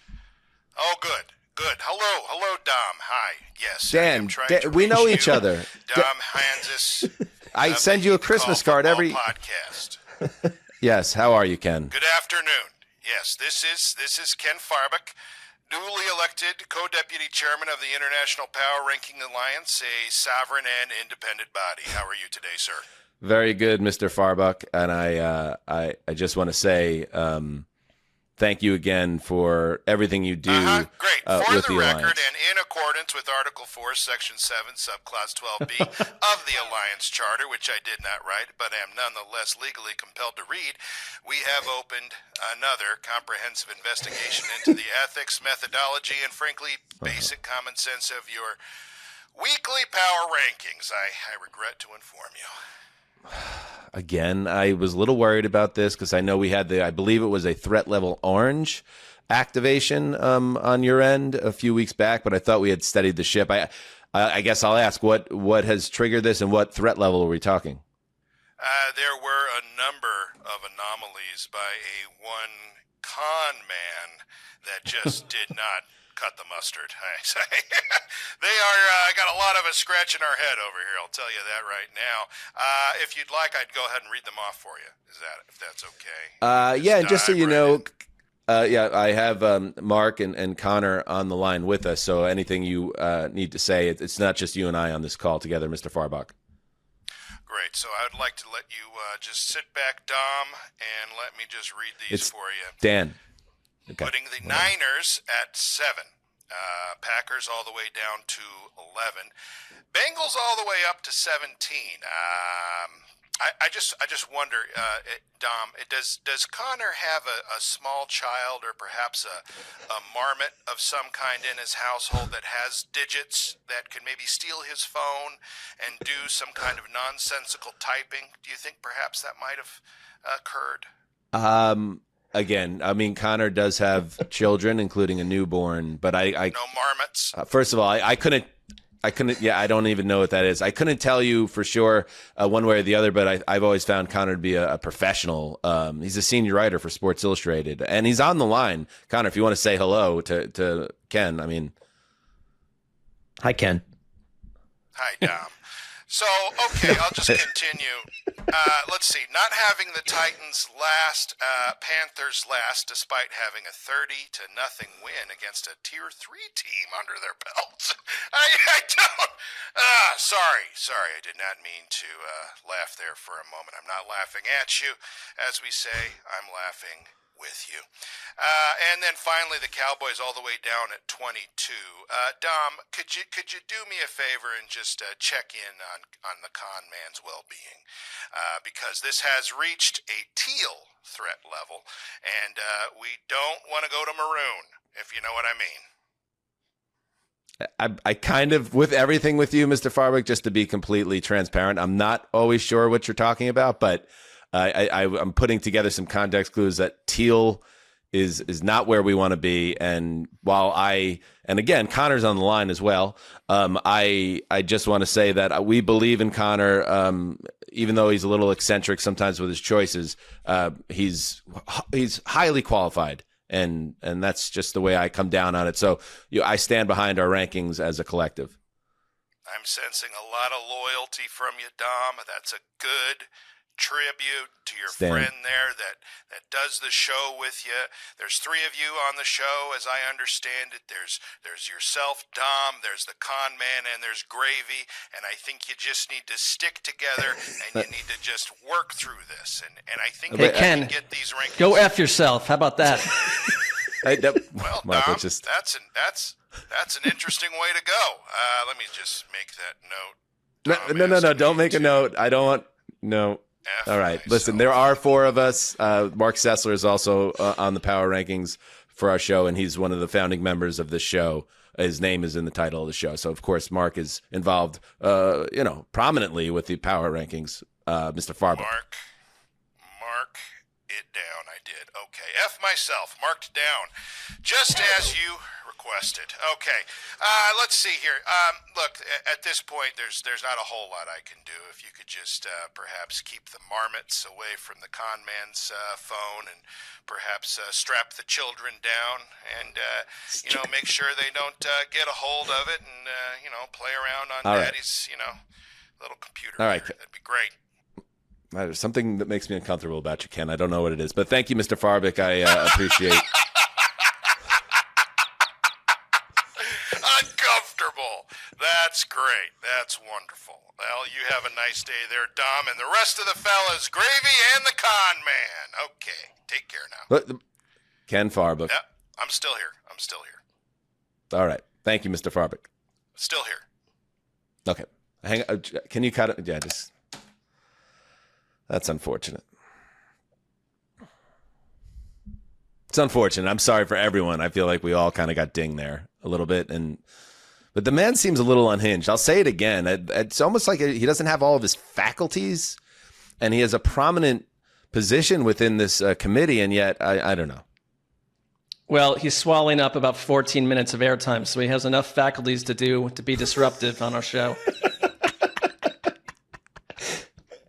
I mean, encouraging me to strap my children down was a tough moment. Yeah, that's a tough It's just one. a troubling visual. Yeah. A marmot is a rodent? Is that? I'm just looking this up now. Okay. It's more of an outdoor, like marmots are large ground squirrels. 15 species in Asia, Europe, and North America. Okay. All right, let's try to get back on track. That guy the show just goes flying off the rails, like stock footage of a car going off a cliff. But we'll get it back. We'll get back on track. Let's do some primetime games. We'll start with Sunday Night Football. I love this game. I'm going to tell you something. I love the number 22 Patriots at 2-2. Number 2-2, 22, got it. At the number 2 Bills. Ooh, 2s are wild here. 4-0. Of course, Tirico and Collinsworth. Mark, I like the Patriots. I like this Patriots team. And I know they've been a little schizo at times this year, but I do think that they could put a fight up against just about anyone. Now, just about anyone might not be a category where up in Western New York against the Bills in prime time. Now, if the Patriots can go up there and do some damage and hang in that game or steal that game, That would be a major statement win early in Vrabel's tenure there. And I know the Patriots know that, and Vrabel knows it. So buckle up for a really good AFC East team. There's a game. There's only two interesting teams in the AFC East, and they're playing in primetime. Yeah, it's coming at the right time. I feel like it's like Tom Wolfe wrote the electric Kool-Aid acid test, and it's like this is the moment where we either kind of float the Patriots down the river a little bit in terms of like expectations, or they could change everything that we think about them. And it really does boil down to me for Drake May against Josh Allen, two glorious whites clashing in at night. Like, can Drake May have that game? Because he hasn't had a chance, like in prime time, to do something that kind of everyone in the country sees, and it's like, oh, Drake May is legit and for real. My confidence level is very low. It's very low. I mean, because I don't take a whole lot from the Panthers game, but I do think it's a team that's forming and growing. And there's some of my most interesting projects to watch is a team like the Patriots that's developing before our eyes.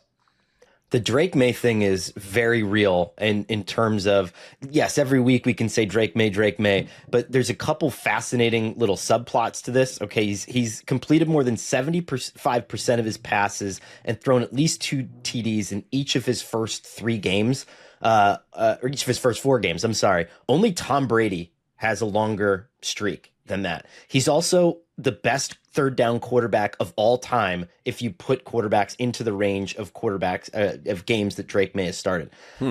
This could be that primetime game where he elevates to the rest of the world. I mean, I'm not saying that people are doubting him at this point, but the underlying stats, like the undercurrent of information that we know about him, is way more phenomenal than I think that the general public realizes. I love that. I think that's exactly kind of what I had in my mind, but wasn't articulating, that I see this as a potential major statement game for the re-arrival of the New England Patriots. I think that's the opportunity they have. And if it doesn't happen this week, it doesn't mean I'm down or out on the Patriots, because maybe they're just not ready for this type of spot yet, because I think the Bills are obviously one of the very best teams in football, and beating Josh Allen in prime time in his building, it kind of reminds me of the old, remember, you could never beat Peyton Manning in prime time, especially in his building. Like I see Josh Allen as being one of those guys, like no matter what it takes. Ask the Ravens up back in week 1. But if they can go up there and Drake May can continue to just stack good drives, which he's been doing, I think they could really give the Bills a run for it. I think this is going to be a close game. And one guy who's really surprised me, and I wasn't as high on the Patriots as other people were this summer, but if they have, despite some of their imperfections, impressed me. Stephon Diggs has been way better than I thought he would be. I thought he was a real difference maker, obviously, in their week 4 win against the Panthers, 6 for 101. But he seemed like a guy, like if you would have asked me where will he be by week 6, and the range of outcomes not on the Patriots anymore, was one that I would have said, yeah, that I feel like there's like a 25% chance. Instead, he's been like a rock for a young quarterback and a guy that they can trust in a big spot. And that's a pleasant surprise for Patriots fans that probably felt similar to me. And like the revenge game concept is utter nonsense 98% of the time, because all you're doing is facing an employer that paid you more than the 4 of us will get paid times 200 to go out and probably not play as well as you should have. But this kind of feels like it a little bit, because there was legit weird stuff going on between Josh Allen and Stephon Diggs. And so nothing would make Diggs happier than to have his new quarterback create some sort of unlikely scenario at the end. I will say the Bills, because I covered that Bills Saints game a week ago, and like the Bills played, I think, their worst game of the year. Right? They just couldn't really get unhooked in various ways, and they still put up 31 points. So you're gonna have to do a lot you're gonna need turnovers. You're gonna have to get one of those Josh Allen games where it's like red zone errors, and he's not done that 2 seasons in a row at this point. James Cook has been one of the best players in football this year, and that's not an exaggeration in terms of his production. He's rushed for 100 yards in 3 straight games. His pop the hood numbers are excellent. So the Cook and Allen and the versatility, despite not having a true number one receiver, what the Bills can do with their multiple tight ends and all the receivers seem to be useful players. They're just a handful. But I just want to give one more, just to cycle back for Diggs for a second, just to give a little more perspective.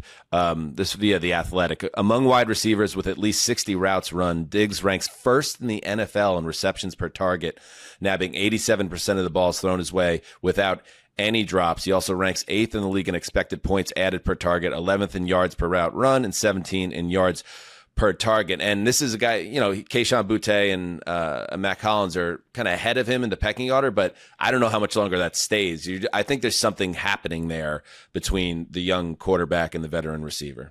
Any other thoughts on this one, guys?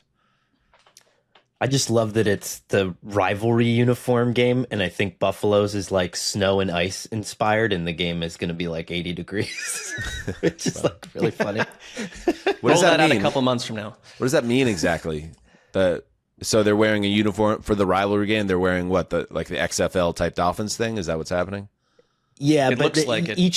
Each of the uniforms was inspired by the locale. Like the Cardinals one was sandblasted because of the desert, and the Jets one is gradient based on a manhole cover. Which is oh my god, funny!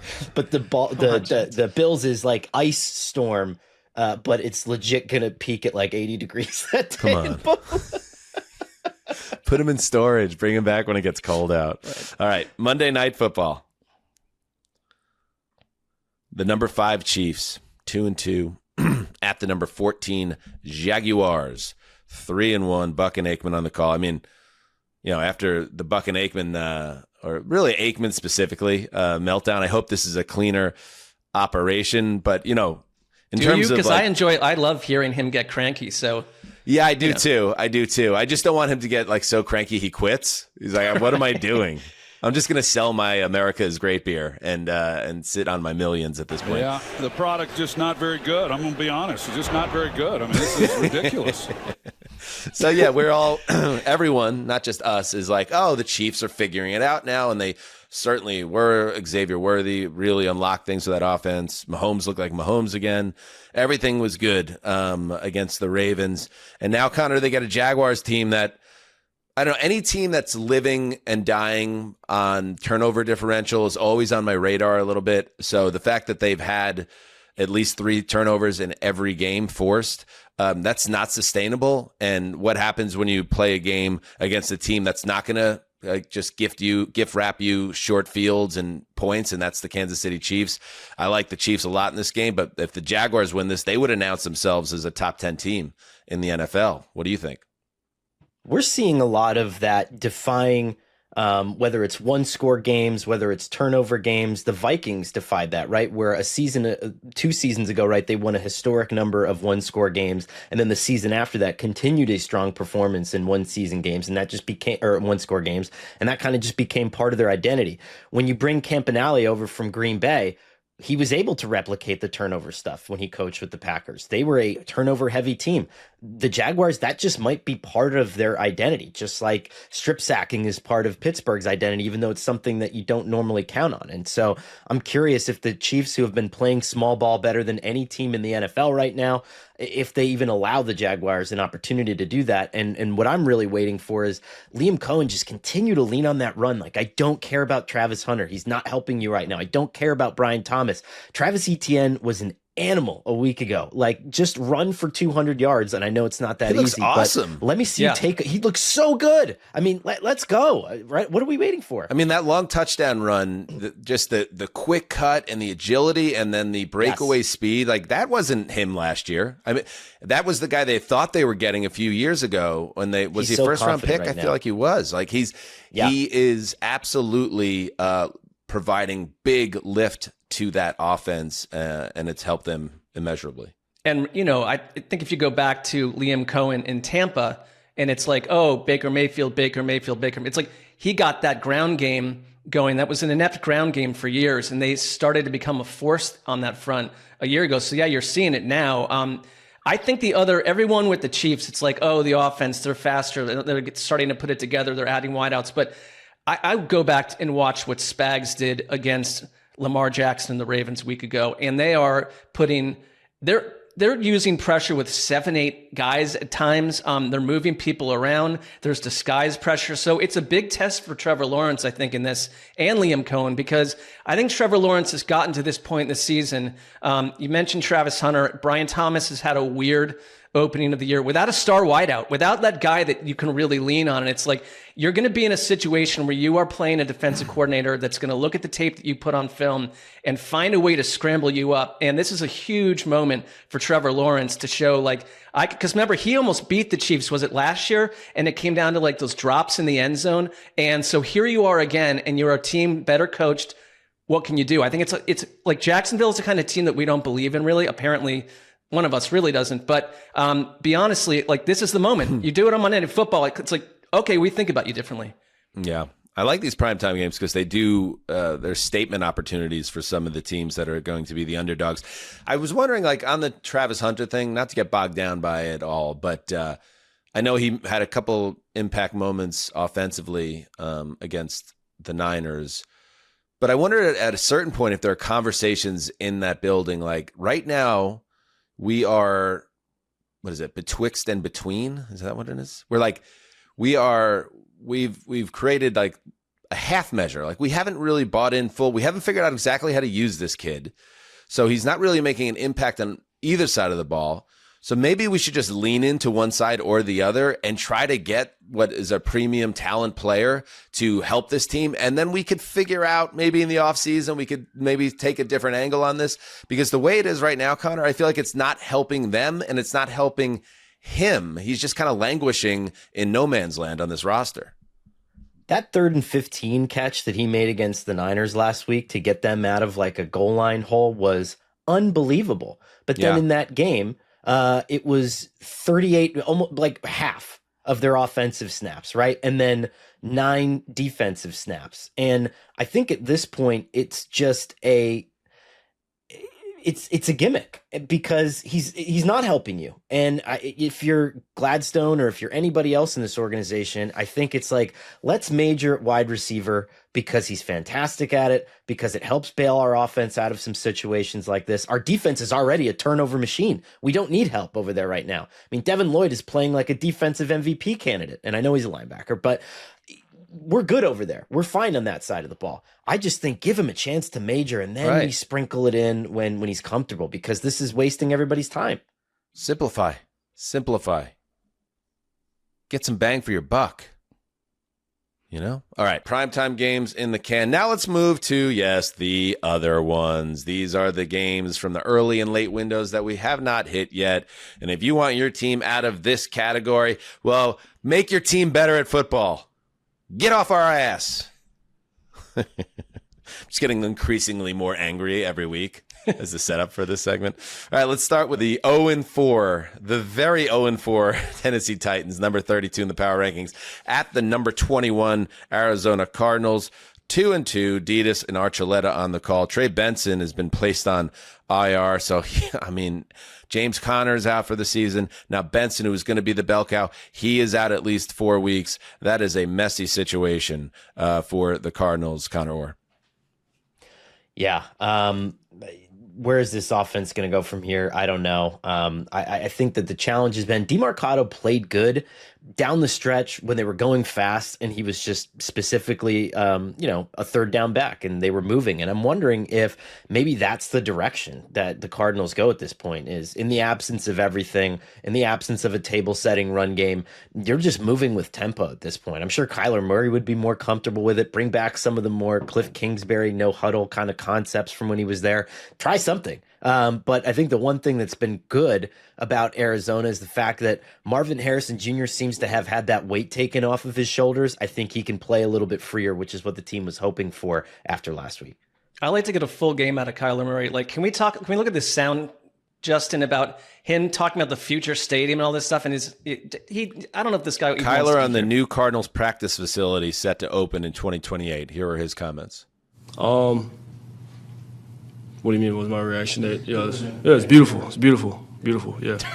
Hope But I don't know what's coming out, but hope I'm here to see it. Oh no, that's never good. I don't know. That's never good. Hey, Justin, say one nice thing about the Titans so far. One positive thing. Is that possible? They are looking to simplify things this week because they've been so bad. Never a good sign. That's a positive thing? I don't know. No, I can't. There's nothing positive. There's nothing on the offensive or defensive side of the ball that's been even remotely promising? I'm sorry. If the answer is no, I'm really sorry. Cam Ward's turnover-worthy play rate is only 1.8%, and a lot of people had concerns it would be higher. So that's cool. Okay. All right. Number 18, Dallas Cowboys, 1-2-1. Annoying. We're going to have a tie for two teams at least for the rest of the season, fouling up the standings. But then you could be 8-1, which is my dream. Okay. It is your dream. I understand that. Here we go. 18 Cowboys at 29 New York Jets, 0-4. Yes, I don't. Benetti. Yeah. Benetti with the call with Greg Olsen. I love it. Braylon Allen, the Jets' other running back, placed an injured reserve after that goal line fumble. The next drive, he got his knee hurt. Khalil Herbert signed. I think the Jets are not going to win this game, Conor Orr, but I think they can move the ball. They've actually had success on offense moving the ball. It's just the turnovers have kind of killed them, and the Cowboys stink. These are the two worst secondaries, arguably, in the league. I think Dak Prescott is going to have a ball out there, even without CeeDee Lamb. Can the Jets kind of control the ball and keep Dak off the field? It's the only path to an upset for New York, I think. I disagree. I mean, I think it's time to throw caution to the wind. I mean, they're best when Justin Fields is unpredictable. Garrett Wilson, I mean, his long-term happiness to me, I think, is more important than trying to play a specific way that, you showed you couldn't play against the Miami Dolphins with that fumble and clutch, and now you lose that running back for a long period of time anyway. And so I think you allow him to be both the table setter in the run and the pass. I think you take a lot of deep shots on this Matt Eberflus secondary, which has been atrocious against deep balls, and you just free yourself from this pseudo identity that Aaron Glenn doesn't seem to be able to create. Well, you might not have a choice. If you get Dak Prescott and the offense playing like they have of late, like you're in a shootout. Yeah. I don't know if we're going to get 40-40 again.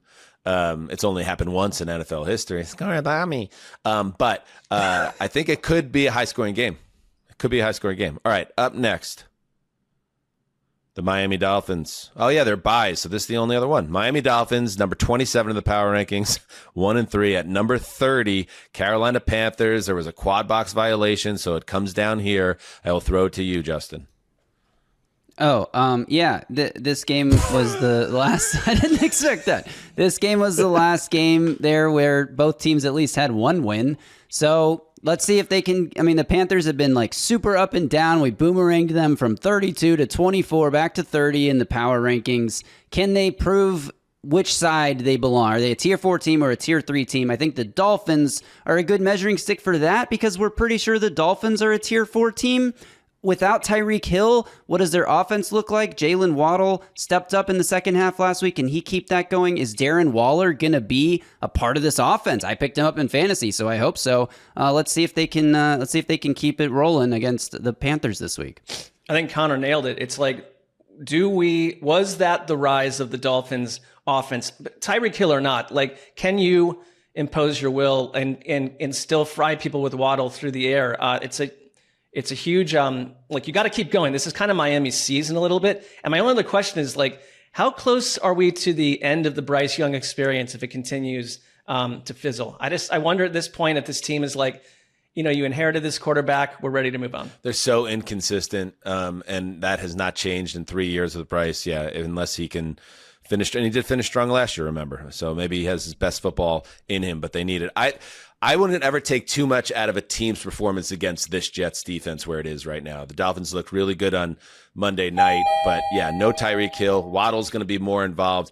Maybe Darren Waller is now a great tight end again, but it's probably more likely he's situational. Yeah, back to his hip hop career next year. I'm leaning more in that direction, but nice Monday night. All right. Okay, that takes us to the final portion of the preview here, Week 5, our blind locks. First of all, let us check the standings. standings. Where are we at? Where are we at through 4 weeks? Quarter poll. And if you're watching this on YouTube, I believe we've had a changing photo every week. Is that a chastity belt? Is that There's little hearts on it. That's okay. Hello. There's little like heart openings where the privates would be. This is I think so. This is gonna get us a strike on YouTube, I think. It's a picture of a lock. I don't know what you're seeing, Dan. I'm seeing metal underpants with carve outs for the hearts where the private parts would be. I'm with Dan on this. I think that's not just a lock. Like, this isn't like one of those paintings where you see what you want to see or whatever, a Rorschach. Like, this is very clearly metal underpants with cutout hearts where the private part, where the balls or the other stuff would be. Hey, if you say so. Metal underpants. I don't think it's for a man. Oh, that's right. But what do I know? Right. Yeah, it could be a man. Hey, Mark, it could be a man. Men or women could wear a chastity belt. They're equal. They are. We did it. All right. Thank you for joining us on Heat the Call. We got all our bases covered in 2025. All right. Here we go. Let's check out the standings. Zuzzer at 3-1. Sessler at 3-1. Gravy at 3-1. Orman at 2-2. Hitting the skids a little bit here. How you feeling going into week 5, Connor? Not confident, and I think that's going to continue for a while.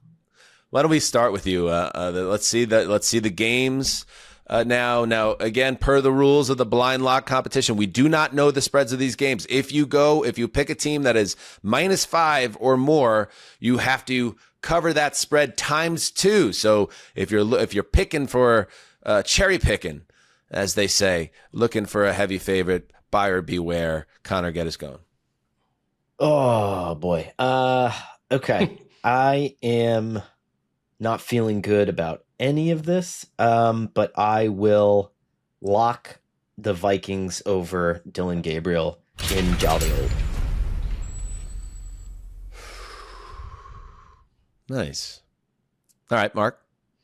I thought heavily about that one too. I will say the 7-5 over under, or the not over under, but like the spread is a game changer, and it was good for the show. I'm gonna go. This is thorny. I'm gonna put my money where my mouth has been this week. I'm going Seattle over Tampa Bay. Against a quarterback that always has his team like ready to win in the final 12 seconds. So that should go very well. All right. How about you, Justin? I'm worried about what I did last week. I feel like I got lucky covering that 21-point spread. But I don't know. Ooh, I'm torn across the board, man. I don't know where I'm going with this one. I guess I will, can I just put off my suffering until Monday night and take the Chiefs over the Jags? Ooh.